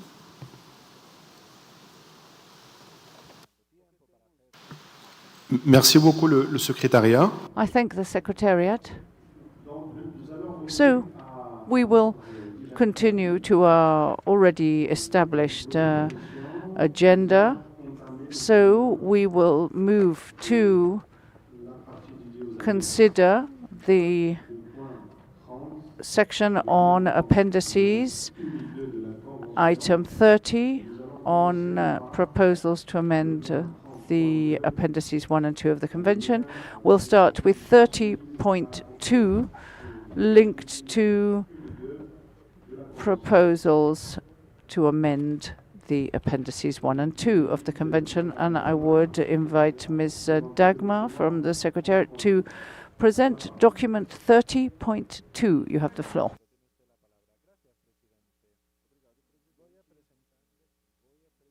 Proposals to COP15 for amendment of appendices 1 and 2 of the Convention, which was prepared by the Secretariat. This document contains one annex with the summary of proposals for amendment of appendices 1 and 2 of the Convention submitted by parties for consideration by the 15th meeting of the Conference of the Parties.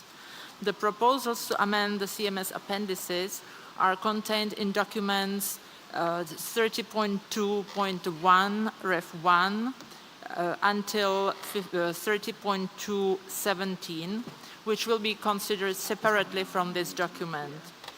This document was revised by the Secretariat to reflect the revisions to proposals to amend the CMS appendices, which were made by proponents in response to comments by the 8th meeting of the Sessional Committee of the Scientific Council. The Scientific Council comments are contained in addenda to the specific proposals for amendment of the appendices. Where the Scientific Council endorsed a proposal without any comments, no addendum was issued. This document has an addendum which reports on the Secretariat's consultations with parties and relevant intergovernmental organizations on the proposals for the amendment of CMS appendices. The Conference of Parties is recommended to consider recommendations as to the migratory species to be included in Appendices 1 and 2, provided by the Scientific Council as addenda to the proposals for the amendment of appendices, to review the proposals for amendments to the appendices, and make decisions regarding the approval or rejection of each of the proposals.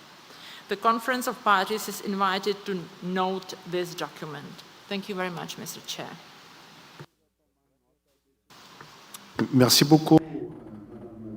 Thank you very much, Ms. Dagmar.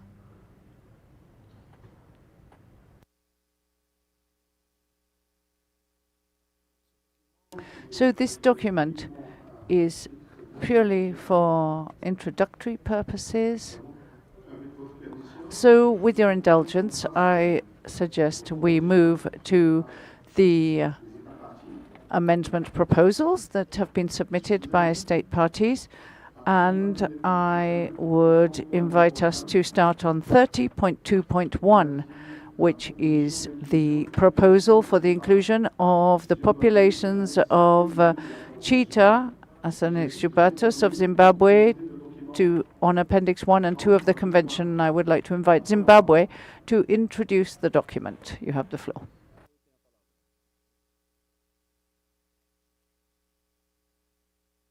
Thank you, Chair. This proposal seeks to include the cheetah population of Zimbabwe in Appendix 1 and 2 of the Convention. Chair, the species is already included in Appendix 1 of the Convention, with the exception of the populations of Namibia, Botswana, and Zimbabwe.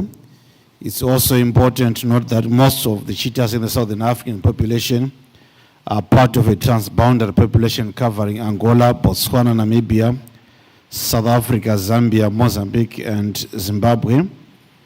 So following a CMS COP decision, the 5th meeting of the Sessional Committee of the Scientific Council established an intersessional working group on the conservation and management of the cheetah and wildlife populations to conduct consultations with the range states.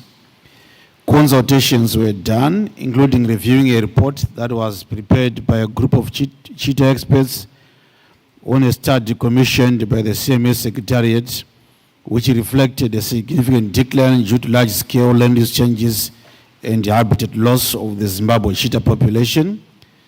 So upon a request and in line with the decision 14.162, Zimbabwe also submitted its report on the status of the African cheetah in Zimbabwe to the CMS Secretariat and subsequently to the IUCN cat specialist group, which also indicated a population decline.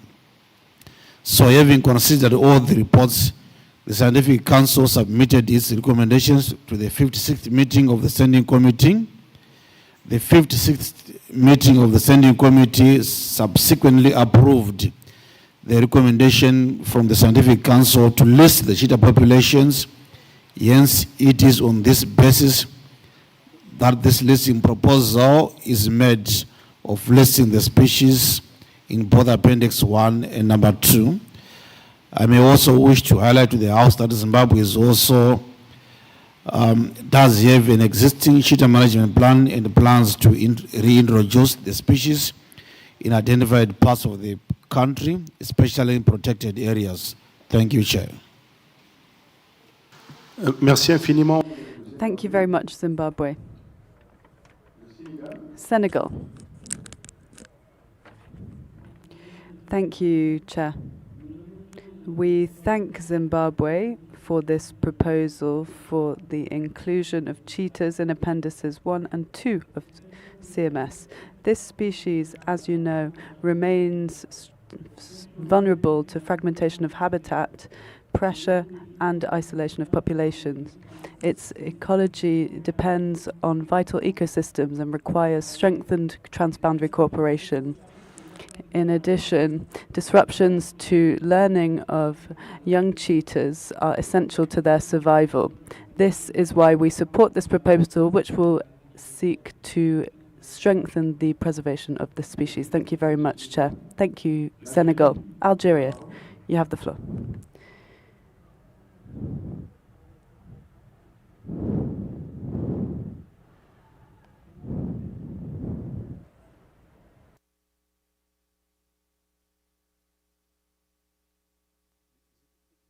Please, could the technical team activate Algeria's microphone? We should hear you now.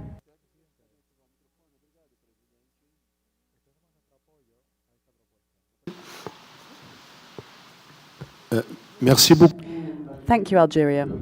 Panama.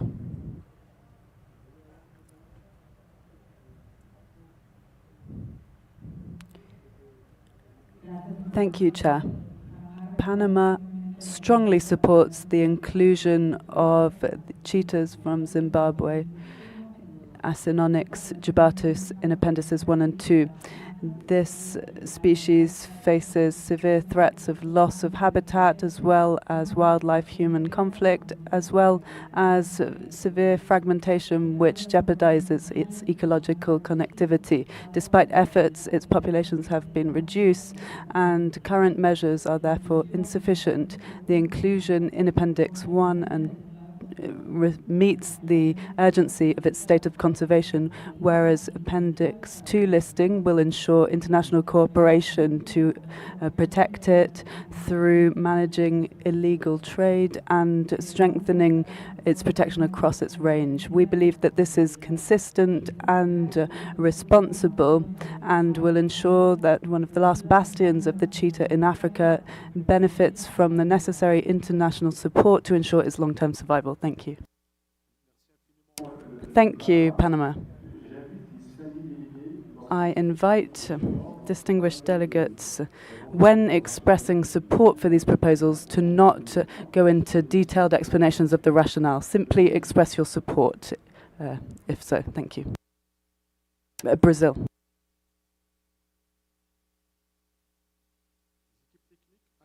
Could the technical teams please activate Brazil's microphone?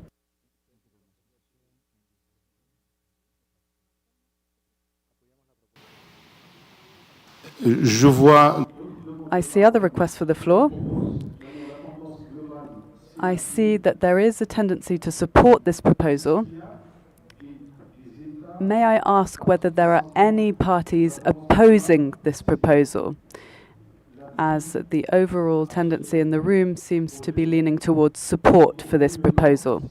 So, in the interest of time, may I ask whether there are any parties opposing this proposal?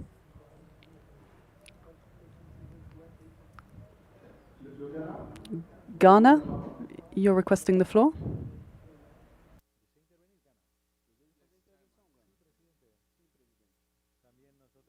90% of the populations of cheetahs are vanished from the original range. So we strongly support it. Thank you so much. Merci. Thank you. Kenya.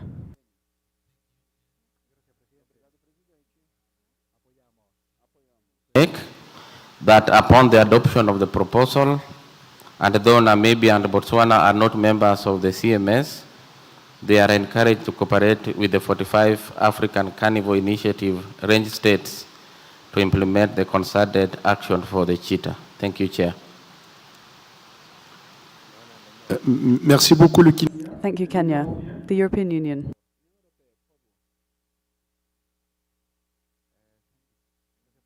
UN reached 27 member states thank Zimbabwe for the proposal to include the populations of cheetah of Zimbabwe in Appendix 1 and 2 of the CMS and strongly support it. We note the worrying 90% decline in Zimbabwe's cheetah population from the 90s and we'd like to congratulate Zimbabwe for the moratorium of hunting cheetah. We hope that the listening will encourage the continuation of cheetah conservation and strengthen multi-institutional and international cooperation, especially with Botswana and Namibia, across the cheetah's entire range. Thank you. Merci beaucoup, l'Union. Thank you to the European Union. South Africa.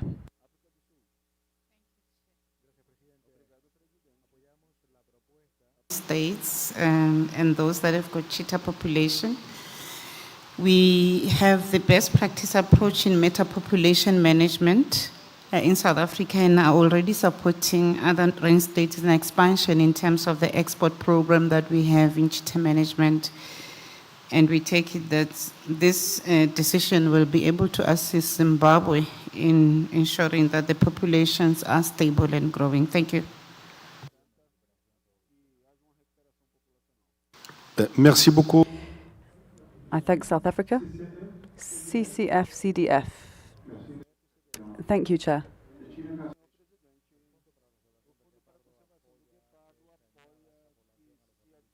There are fewer than 7,000 remaining wild cheetahs. Most populations, including the Southern Africa population, are widely dispersed across borders, but under local pressure wherever they are found.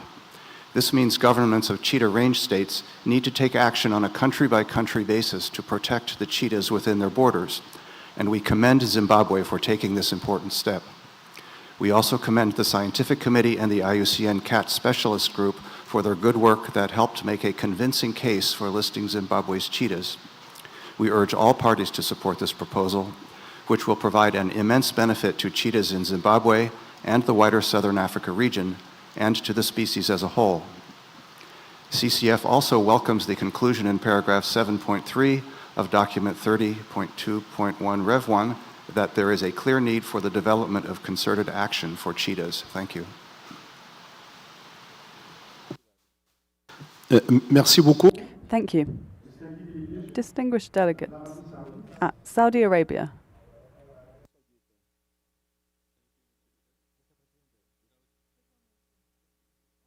And congratulate Zimbabwe for bringing this in the meeting. And also I want to put attention that in Saudi Arabia the species was extinct from the cheetah. And recently we found mummies of more than 50 cheetahs in a cave, which has become very interesting and new program for the bring back again for reintroduction program in Saudi Arabia. Thank you, Mr. Chair. Merci beaucoup, l'Arabie. Thank you, Saudi Arabia. Distinguished delegates, dear participants. May I take it that the committee agrees to send this proposal as it stands to the COP for adoption? I see no objections. It is so decided, and I invite you to move on to the next item, 30.2.2, the proposal for the inclusion of the striped hyena on Appendix 1 and 2 of the Convention. I invite Tajikistan and Uzbekistan to present document 30.2.2. You have the floor.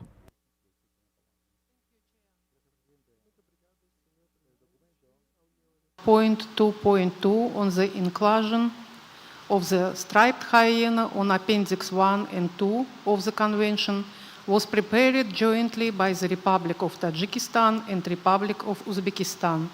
The discussion on the document took place and was approved in the Terrestrial Working Group. This document contains the proposal for the inclusion of the striped hyena on Appendix 1 and 2 of the Convention, following the format for proposals to amend CMS appendixes and one annex summarizing the comments received by range states after consultation.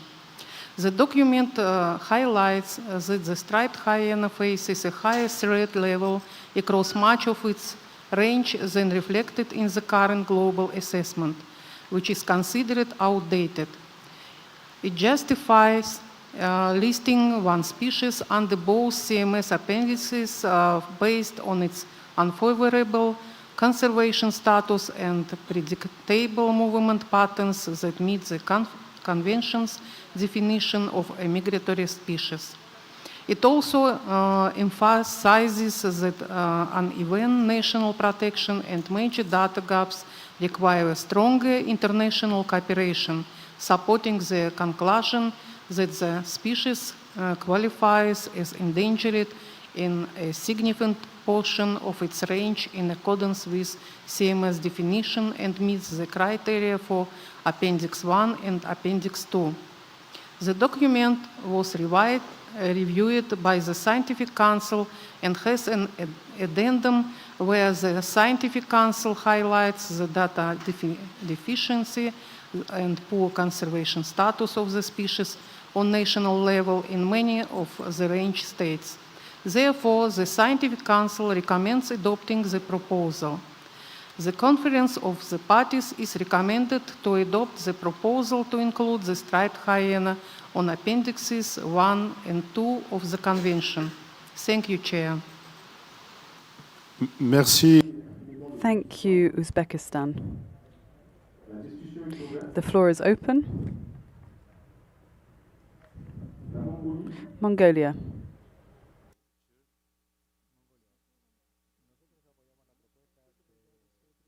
Index 2 of the Convention and encourages its adoption by the parties. The species has a wide range but increasingly fragmented distribution and faces growing threats, including habitat loss, human-wildlife conflict, and illegal killing. Given its wide-ranging movements across national borders, strengthened international cooperation is needed to ensure its long-term conservation. Mongolia therefore supports the proposal. Thank you, Chair. Merci beaucoup. Thank you, Mongolia. Algeria.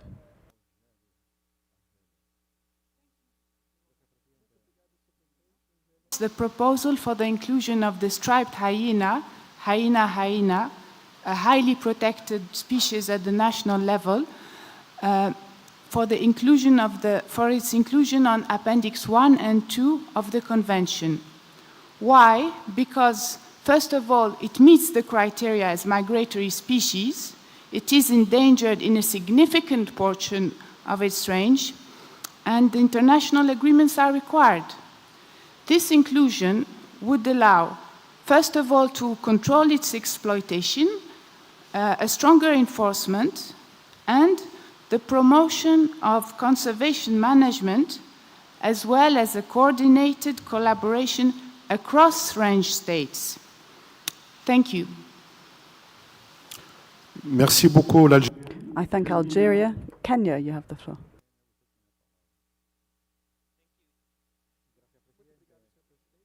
Integral part of Kenya's biodiversity, with our landscapes serving as key habitats for populations that are often connected with neighboring Ethiopia and Tanzania. Kenya supports the inclusion of striped hyena in Appendix 1 and 2. Our field data confirms that these animals occupy large home ranges and frequently move between protected areas and human-settled regions, exposing them to high risks of retaliatory killings and vehicle collisions. We recognize the species' essential role in our ecosystems that support environmental health. Kenya emphasizes that international cooperation is essential to secure transboundary corridors and to combat the growing illegal trade in hyena body parts for traditional medicine. We believe that listing these species will catalyze much-needed regional conservation strategies and resource mobilization to ensure its long survival. Thank you, Chair. Merci beaucoup. I thank Kenya. The European Union has the floor.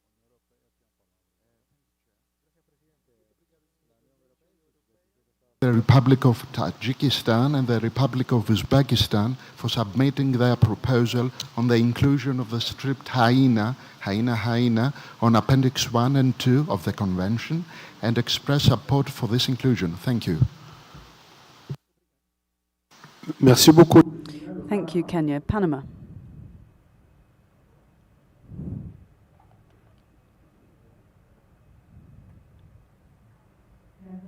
Thank you, Chair.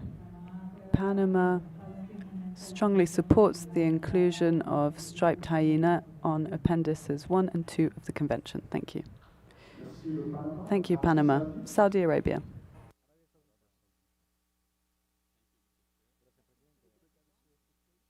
Supporting the proposal for the inclusion of the striped hyena on the Appendix 1 and Appendix 2 of the Convention. The striped hyena is very important in the biodiversity in Saudi Arabia. That's why we supported the proposal. Thank you. Merci beaucoup. Thank you, Saudi Arabia. Senegal has the floor. Thank you, Chair.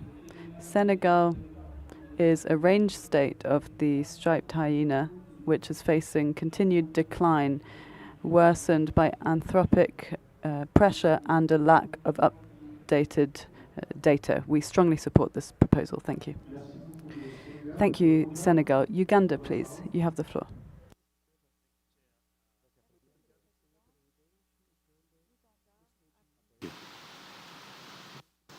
Merci. Thank you. Brazil.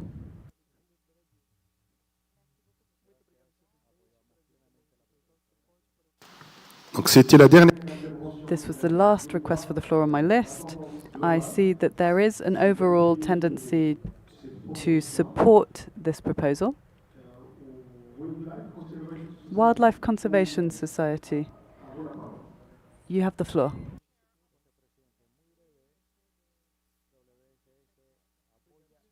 We appreciate the initiative of Tajikistan and Uzbekistan, the support of the Scientific Council, and that all the parties in the working group supported the proposal. More importantly, we deeply appreciate the consensus in the room and look forward to the adoption and the inclusion of the striped hyena in Appendix 1 and Appendix 2 and collaborative efforts for the conservation and protection of this amazing species. Thank you, Chair. Merci beaucoup. Thank you.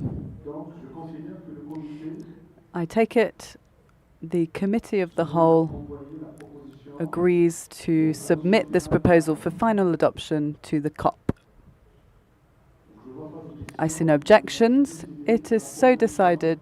The proposal shall be submitted as it stands for final adoption to the COP. And now, let us move on to the discussion of item 30.2.3, the proposal for the inclusion of the giant otter on Appendix 1 and 2 of the Convention. And I invite France to introduce document 30.2.3. You have the floor. Thank you, Chair.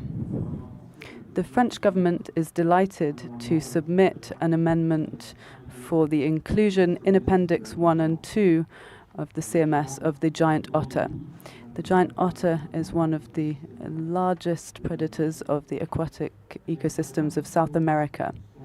Although its distribution is vast, its presence is irregular and it's difficult to track, particularly given that data is not available for all range areas. We find them in the lower Amazon, the Orinoco and the Pantanal basins, and it's present in Brazil, Peru, Colombia, Panama, Venezuela, Ecuador, Bolivia, and French Guiana, as well as Suriname. It is considered endangered by the International Union for Conservation of Nature. The size of the population is low. Individual subpopulations are fragmented and most of them are small. Due to its visible behavior and social nature, this species is particularly vulnerable. In French Guiana, gold mining has a major effect.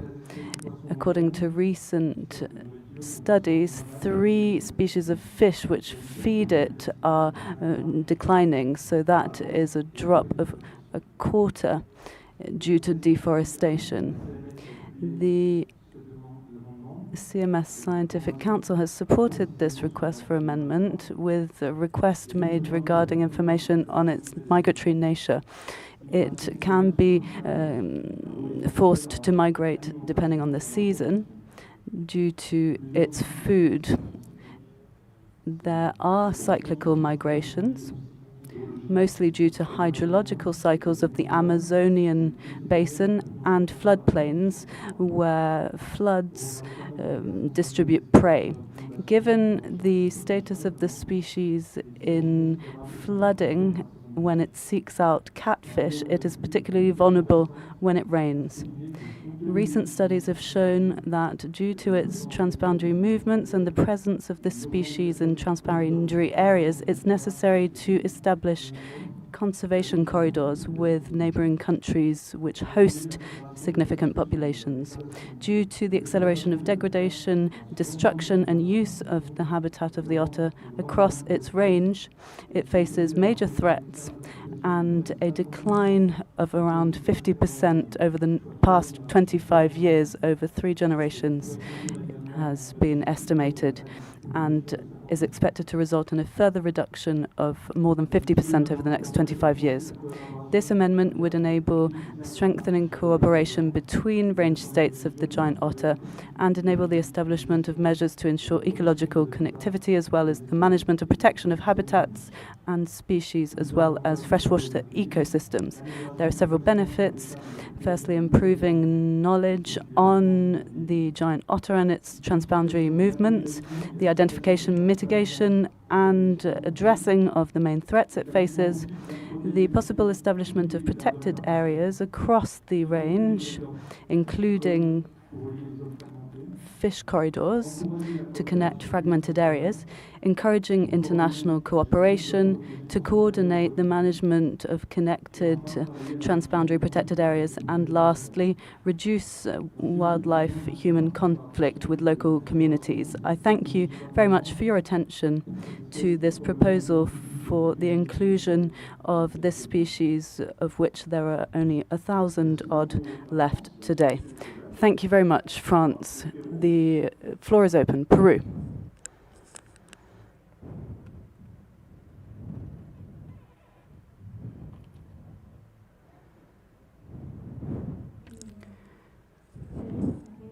Peru supports this proposal due to the importance of this species and due to the risks to its conservation and its habitat. Thank you. Thank you very much, Peru. Bolivia. Thank you, Chair. Bolivia recommends the adoption of this proposal, considering that the giant otter is endangered globally, according to the IUCN Red List, and it is included in Appendix 1 of CITES. It therefore meets its criteria for inclusion in Appendix 1 and 2 of CMS, and this is why Bolivia supports this proposal. Thank you, Chair. Thank you, Bolivia. Panama. Thank you, Chair. Panama strongly supports the proposal for the inclusion of giant otter in Appendix 1 and 2 of the Convention. Thank you. Thank you, Panama. Ecuador. Thank you very much, Chair. As a range state of the giant otter, we deeply appreciate this proposal, which highlights the state of one of the most vulnerable and emblematic aquatic mammals of South America. Thank you. Thank you, Ecuador. Brazil.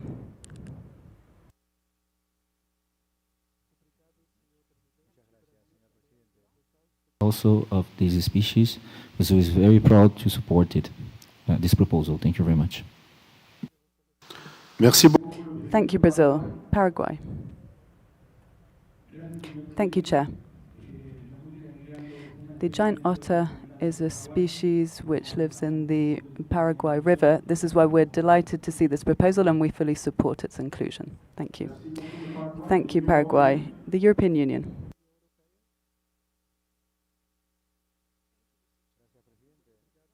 The giant otter is facing several emerging and growing threats, most of them linked to human encroachment, including habitat destruction, river contamination, illegal poaching, and competition for prey due to overfishing, as well as climate change. Estimates point to the fact that giant otter populations have declined by more than 50% over the past 25 years, and based on current trends, a further reduction in population size of more than 50% over the next 25 years is expected. Including these species in Appendices 1 and 2 of the CMS would make it possible to enhance collaboration among the states within the giant otters distribution range and implement measures to ensure ecological connectivity, as well as enabling management and protection of freshwater ecosystem habitats and species. The EU and its member states would like to thank the government of France for submitting this proposal and support the inclusion of the giant otter in Appendices 1 and 2 of the Convention. Thank you, Chair. Merci beaucoup. Thank you very much to the European Union. IUCN.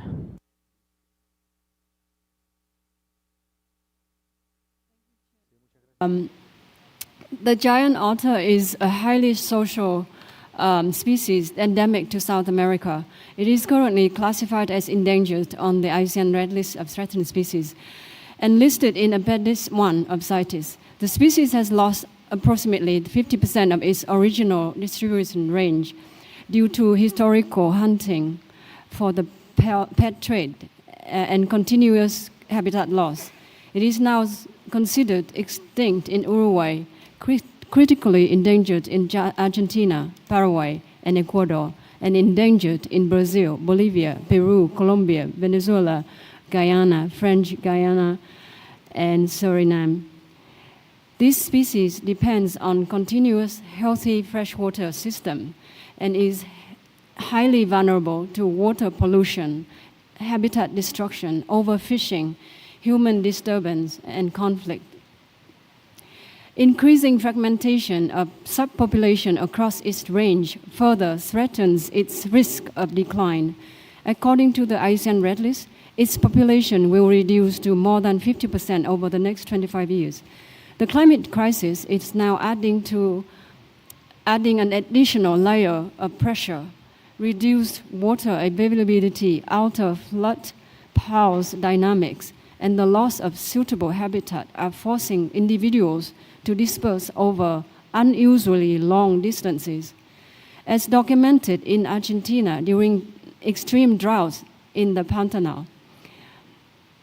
Because giant otter populations move across river corridors that connect Argentina, Brazil, Paraguay, Bolivia, Peru, Ecuador, Colombia, Venezuela, the Guyanas, and Suriname, effective conservation requires coordinated international action. Listing the species in CMS Appendixes 1 and 2 will strengthen regional cooperation, support harmonized management of shared river basins, improve protection of remaining populations, and expand opportunities for coordinated, including financial, support for conservation, monitoring, climate adaptation, and habitat protection. IUCN supports the proposal and stands ready to support parties, range states to conserve this species. Thank you very much, Chair. Merci beaucoup, l'IUCN. Thank you, IUCN. Senegal. Thank you very much, Chair. Senegal supports the inclusion of the giant otter in Appendix 1 and 2 of CMS. Thank you. Venezuela. Good afternoon. Thank you, Chair. We all agree that we need to protect our migratory species and the importance of connectivity. The giant otter is a key ecological link, and we applaud the initiative to include it in Appendix 1 and 2 of CMS. Thank you. Thank you, Venezuela. Distinguished delegates, dear participants, the overall tendency in the room seems to be to send the adoption, the proposal as it stands for adoption by the COP. I see no objections. It is so decided. And I now invite you to move on to the next item on the agenda. So we'll move to item 30.2.4, the proposal for the removal of the Bukhara deer from Appendix 1 of the Convention, and I would call on Uzbekistan to introduce the document.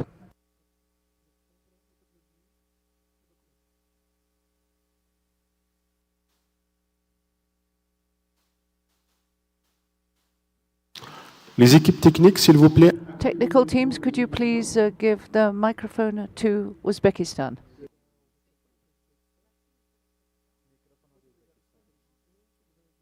To introduce the document number 30.2.4, proposal for the removal of the Bukhara deer from Appendix 1 of the Convention.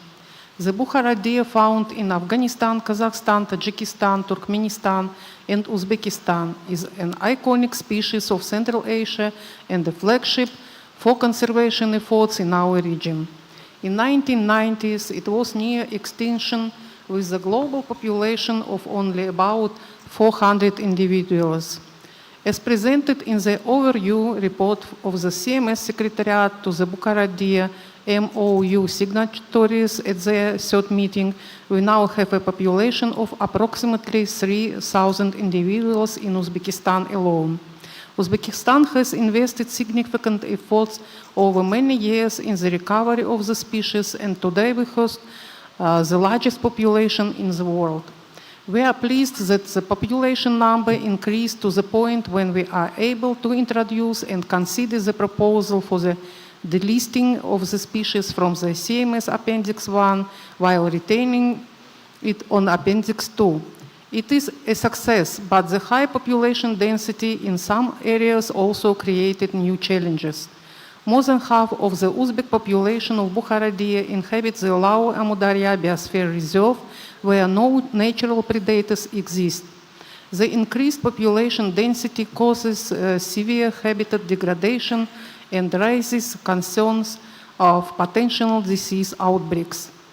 While we recognize that the restoration of the habitat is essential to address this issue to ensure natural dispersal, and we have additionally already initiated translocation of the animals to other suitable habitats, these measures are time-consuming. We recall the tragic example of the tiger mass mortality even in Kazakhstan in 2015, when more than 80% of the global population was lost within 2 weeks. A similar die-off could happen of the largest population of Bukhara deer.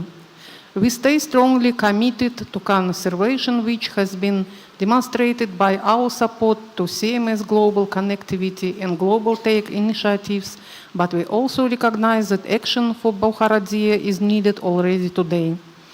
We wish to underline that the Bukhara deer remains included in the Red Book of Uzbekistan, with hunting of the species strictly prohibited.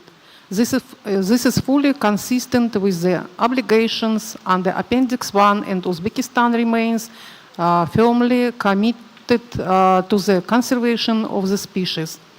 But we would like to explore for the future the possibility of applying species management to reduce pressure on ecosystems, risk of diseases outbreaks, and reduce the potential of human Bukhara deer conflict.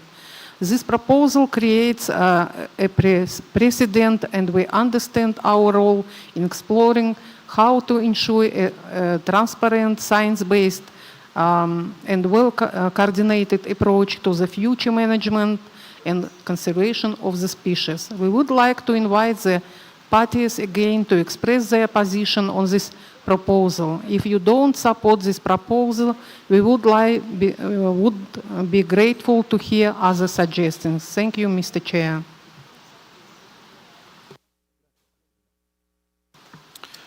Merci beaucoup. I thank you, Uzbekistan. The floor is open.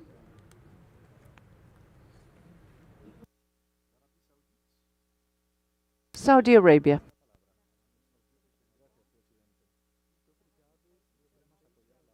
The move of Bukhara deer from Appendix 1 of the Convention. Thank you.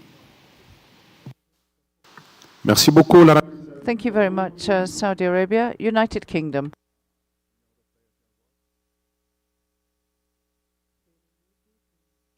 We would like to thank the proponent for the additional information provided on the Bukhara deer as requested by the Scientific Council. However, the UK does not support the proposal to remove the Bukhara deer from Appendix 1 of the Convention. The available evidence suggests that the majority of populations of the Bukhara deer are not in a good conservation status, and therefore its removal from Appendix 1 could threaten its future survival. Thank you.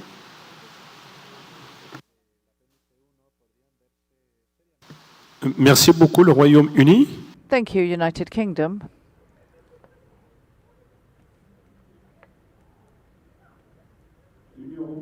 European Union.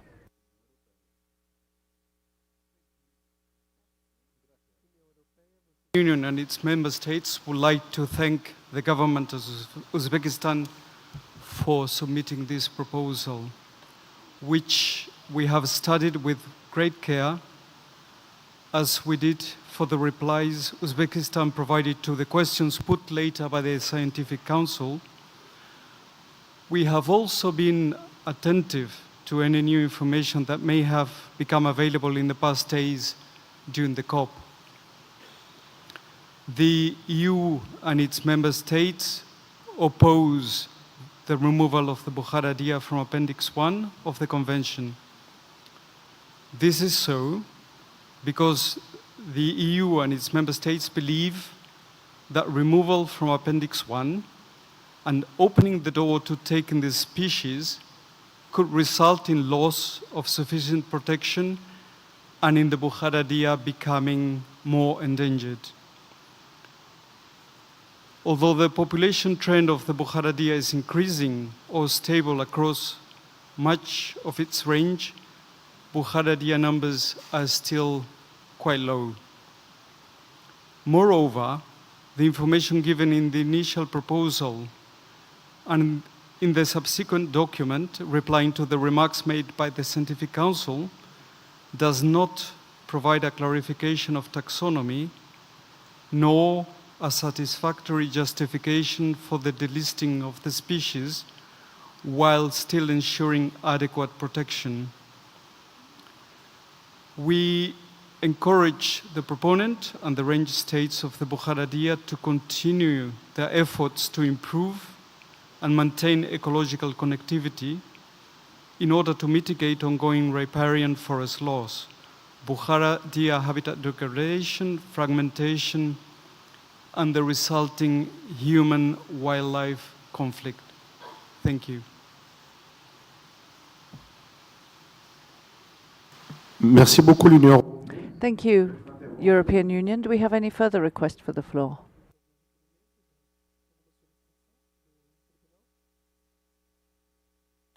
Le Zimbabwe. Zimbabwe.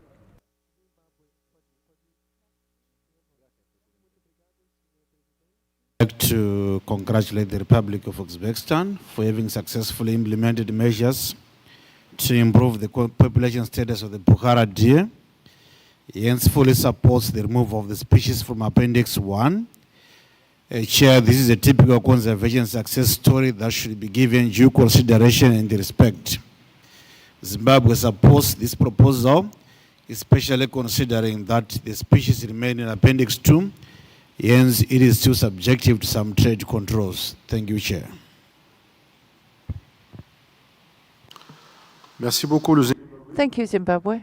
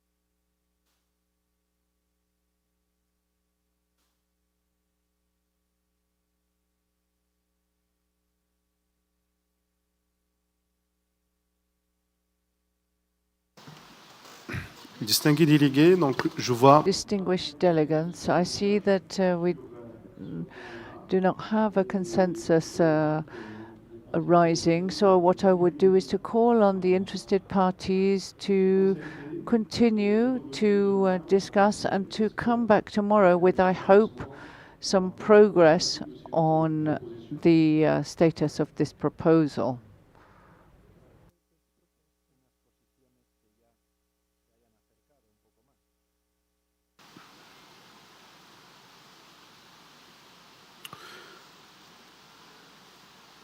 Est-ce que vous êtes d'accord?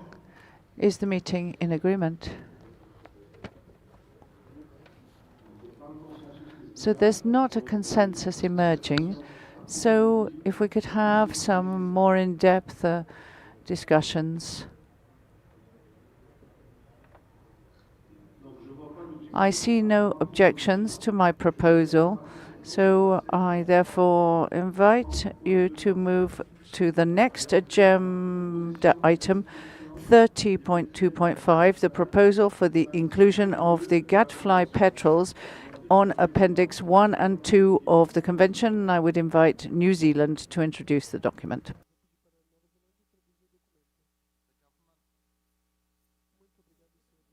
Brazil, Chile, Cook Islands, Dominican Republic, and Fiji have proposed the inclusion of gadfly petrels on Appendices 1 and 2 of the Convention. This proposal supports the delivery of the Samarkand Strategic Plan 2024 to 2032 by strengthening international cooperation and addressing priority threats to migratory seabirds across breeding sites, EZs, and high seas. Gadfly petrel is an informal name given to a group of 39 small, highly pelagic migratory oceanic seabird taxa found in tropical and temperate regions of all ocean basins of the world. The proposal covers 22 gadfly petrel species, subspecies, and geographic populations from the genus Pterodroma and 4 species of the genus Pseudobulweria, with 9 species or subspecies proposed for listing on Appendix 1 and 17 species, subspecies, and populations proposed for Appendix 2. All the gadfly petrel taxa proposed for inclusion on the CMS appendices clearly meet the listing criteria under Resolution 13.7. Those taxa proposed for listing on Appendix 1 are classified by IUCN as endangered or critically endangered. All taxa proposed for Appendix 2 have an unfavourable conservation status, classified as vulnerable or near threatened in the IUCN Red List. As a group, gadfly petrels include some of the rarest, most endangered and poorly understood seabirds in the world. Gadfly petrels breed in very remote and inaccessible areas on oceanic islands, with breeding and endemism being a strong feature of the group. For 2 species proposed for listing, these breeding sites are still to be located. The species have very low fecundity rates, laying just 1 egg per year. They are very late to mature and are normally long-lived. Many of these taxa have large geographical ranges at sea and travel vast distances, both within national jurisdictions and on the high seas in search of highly dispersed prey. All species that have been studied undertake significant amounts of nocturnal foraging on vertically migrating prey, especially lanternfishes. Gadfly petrels are most vulnerable on land to invasive species. Due to their exceptional night vision, they are highly susceptible to light pollution on land and at sea. Fallout and collisions with infrastructure are a key cause of mortality at many breeding sites. Breeding sites are also threatened by habitat loss, wildfires, climate change impacts, and marine pollution. Fisheries bycatch is a significant risk for some larger taxa, while potential new threats include offshore energy like wind farms.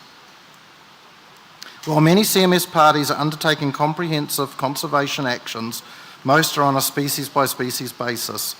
Most gadfly petrel species are not covered under any international instrument. Both the CMS and the Agreement for the Conservation of Albatrosses and Petrels have highlighted gadfly petrels as a group of species in need of further conservation action. As well as serving to increase global awareness of these taxa, a CMS listing would promote cooperation to address land-based threats and the growing threats to seabirds at sea. The listing would provide a platform to promote enhanced cooperation on species research, sharing of expertise, and conservation actions. It may catalyse increased funding and capacity building for developing country range states, e.g. in undertaking population surveys, pest control, and the eradication of invasive species. For Appendix 1 listed taxa, strict protection measures would be required. A CMS listing would form the basis for a CMS concerted action in the future, which would set out essential conservation action for range states. The main body of the listing proposal document summarises the issues that each species has in common. Annex 1 lists the range states for each species, and Annex 2, quite a big document, contains summary details about each taxa or significant populations proposed for listing, with information about population sizes and trends, IUCN status, distribution maps, key threats, and conservation actions. The species listed in the proposal breed in the territories of 13 different CMS parties, and 26 additional CMS parties are range states for these species during foraging trips and migration. All CMS range states were consulted in the development of this listing proposal. Finally, following discussions with the COP-appointed Councillor for Birds and the Avian Working Group, the proponents have agreed to change the Cook's petrel listing to 2 geographically significant populations to fit with the preferred AVList taxonomy proposed in COP15 document 29.3. However, domestically, New Zealand will continue to use the internationally peer-reviewed and published subspecies designation due to significant ecological, behavioural and genetic differences between the taxa. An amended version of the proposal will be sent to the Secretariat with those changes. We invite the COP to adopt our proposal for the inclusion of gadfly petrels on CMS Appendices 1 and 2. Thank you. Merci beaucoup, la Nouvelle-Zélande. Thank you very much, New Zealand. The floor is open. Chile. Thank you, Chair. I will be very brief. Chile is honored to speak as a co-proponent of this multinational proposal. We are facing one of the marine birds most at risk with unfavorable statuses, with very reduced populations. Their biology means that they are particularly vulnerable. There's low reproductivity and restricted areas for nesting, and in particular their migratory nature. They cross multiple jurisdictions and depend on international cooperation to survive. The trends are global and cumulative. There can be pollution, bycatch, climate change, which can affect it. No country can act alone. That is why we need to strengthen cooperation on an international level and protection with thinking about matters such as One Health. And this will strengthen our efforts. Not acting today is to risk their extinction. Thank you. Thank you very much, Chile. Brazil.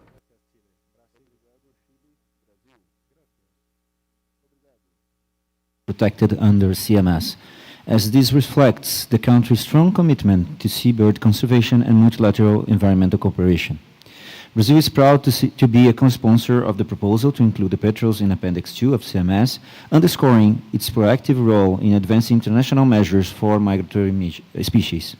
This position is fully aligned with Brazil's constructive participation in the Agreement on the Conservation of Albatrosses and Petrels, ACAP, where it has consistently supported science-based measures, international collaboration, and effective conservation actions.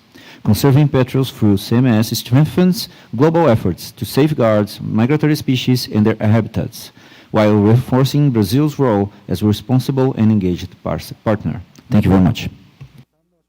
Merci. Thank you, Brazil. European Union.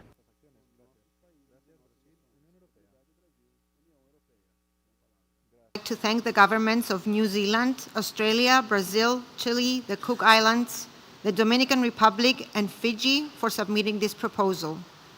Many gadfly petrel taxa are presently endangered, with persistent threats contributing to their declining population trends, and inclusion of the species in Appendices 1 and 2 will improve international cooperation, strengthen protection, and help prevent further population declines and extinctions of the gadfly petrels. Therefore, the EU and its member states support the inclusion of the gadfly petrels in Appendices 1 and 2 of the Convention. Thank you. Merci beaucoup. Thank you to the European Union. Fiji.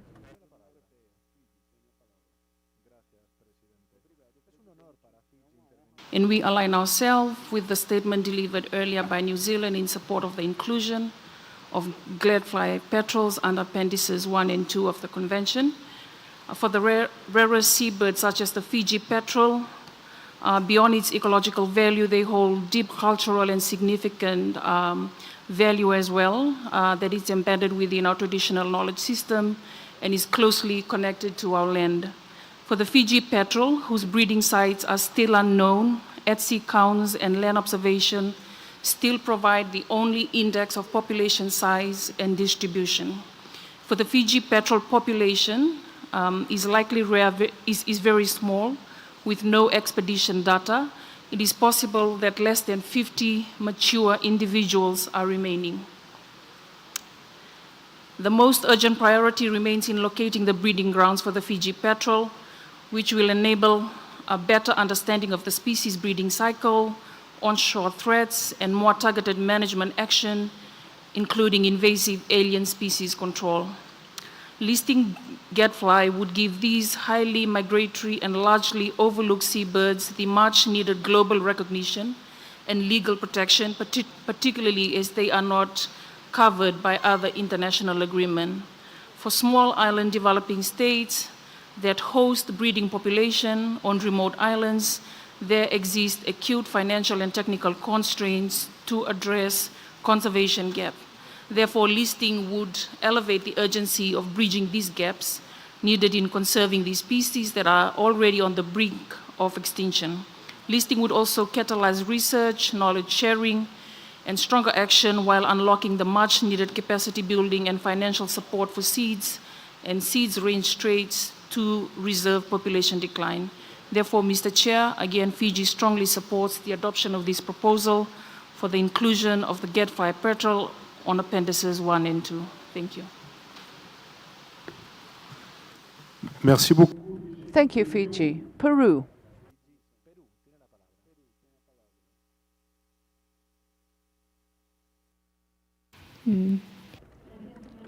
Thank you, Chair. Peru supports this proposal.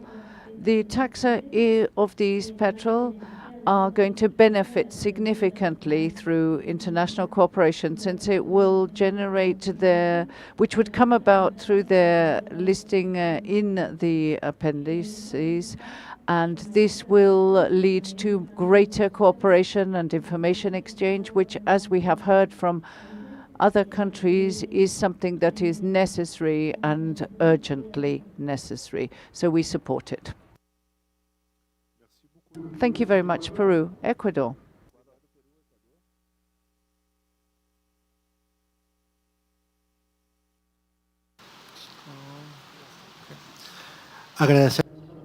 We would like to thank the co-proponents for the preparation and presentation of this proposal. As this is very important for us, we support this amendment proposal. Thank you, Ecuador. Panama. Thank you, Chair. We support the proposal to include the petrels in Appendices 1 and 2 and support them. Thank you, Panama. The Dominican Republic. Thank you, Chair. In the Dominican Republic, as co-proponents for the inclusion in Appendices 1 and 2, This is a species that is critically endangered on our national red list. Despite our efforts to try and conserve these species, it has been fairly difficult because it's managed and it travels in international waters and crosses many jurisdictions. It's known in 3 areas for breeding in the Dominican Republic. Nevertheless, each year the number of breeding pairs diminishes, and so we believe that the inclusion of these species on appendices 1 and 2 is a fundamental step to conserve the species. Thank you. United Kingdom.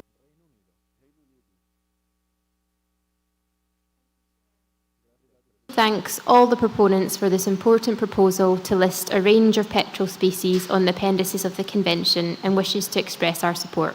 Thank you. Merci beaucoup. Thank you very much. Australia.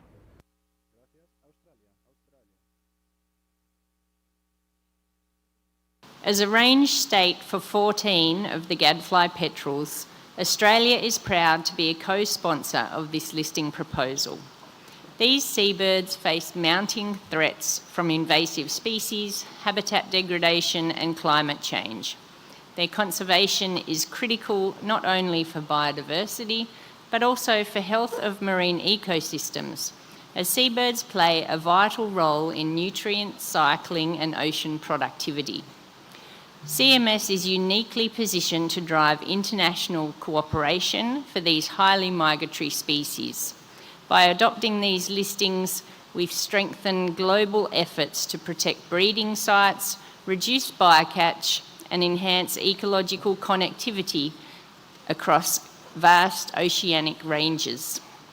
We commend the Government of New Zealand for its leadership in developing these proposals and thank all of our other co-sponsors for their collaboration. This collective action demonstrates the power of CMS to unite parties in safeguarding marine species that transcend national boundaries. Thank you. Merci beaucoup, l'Australie. Thank you, Australia. Costa Rica. Thank you, Chair. Costa Rica, as a part of the range of the species proposed for inclusion on appendices 1 and 2, believes that it is important and urgent that we work to conserve these species, and we thank the co-proponents and support it. Thank you. Thank you very much, Costa Rica. Uruguay.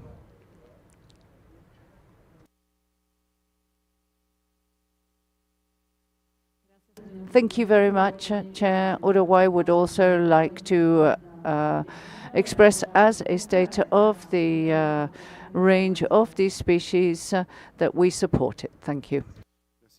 Thank you very much. Norway.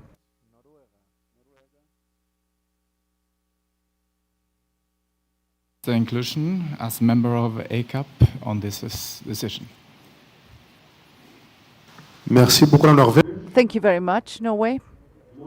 Monaco. Thank you very much, Chair. Monaco would like to thank the proponents of this proposal, and we support it. Thank you. Thank you very much.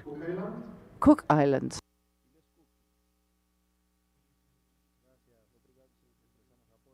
The leadership and all the proponents for this, we support. Merci beaucoup. Thank you very much, Cook Islands. I now invite SPREP to take the floor.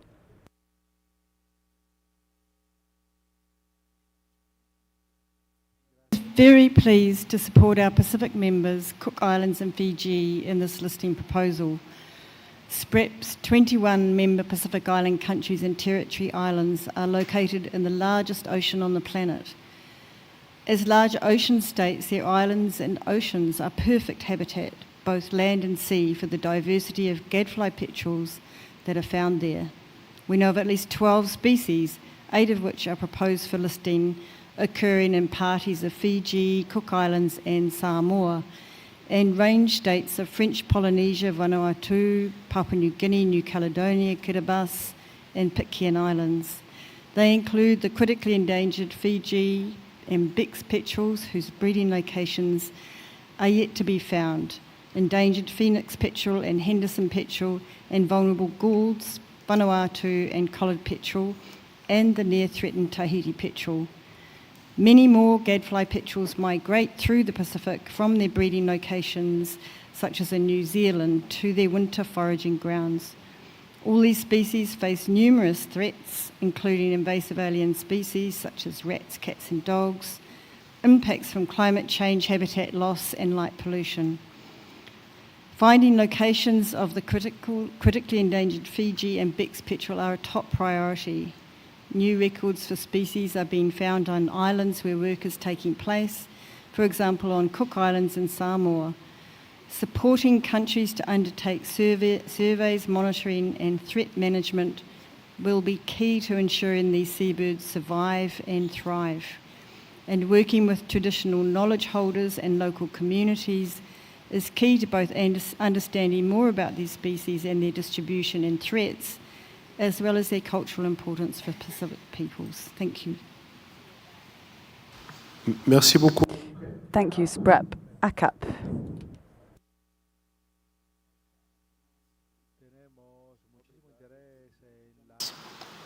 And so we commend CMS for its consideration of this proposal.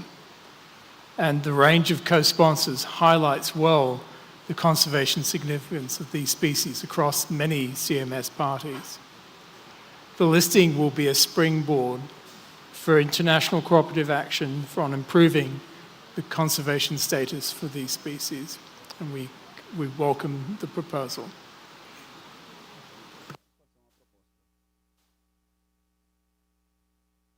Merci beaucoup, ACAP.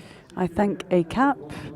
That was the last speaker on my list. I see that there is an overall tendency to support the direct submission of this proposal to the COP for final adoption. I see no objections. It is so decided, and I believe this brings us to the end of today's meeting. Just a few moments, please.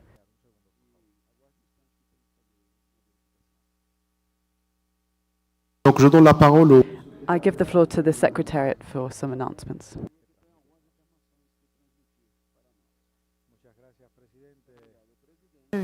And now I get to remind you about the working groups meeting tonight. The Bureau is meeting immediately after this. Everyone's meeting in the same rooms as before, so I'm not going to mention the rooms. I think you know where you're going. The budget working group is starting at 1900 hours. Aquatic working group at 18:30. Avian at 18:15. And just to clarify, they will be discussing the Seika Falcon document in that working group. The cross-cutting working group has two different sessions. Item 28.5 on wildlife health immediately at 8:15, and item 15 on SPMS at 2000 hours. So thank you, Mr. Chair. Merci beaucoup. Thank you, Melanie. This brings us to the end of today's session. I wish to express my heartfelt thanks to all of you for your engagement and your momentum. We have made remarkable progress, and I hope that we will continue with this momentum until the end of the meeting. The session is adjourned, and I will see you tomorrow.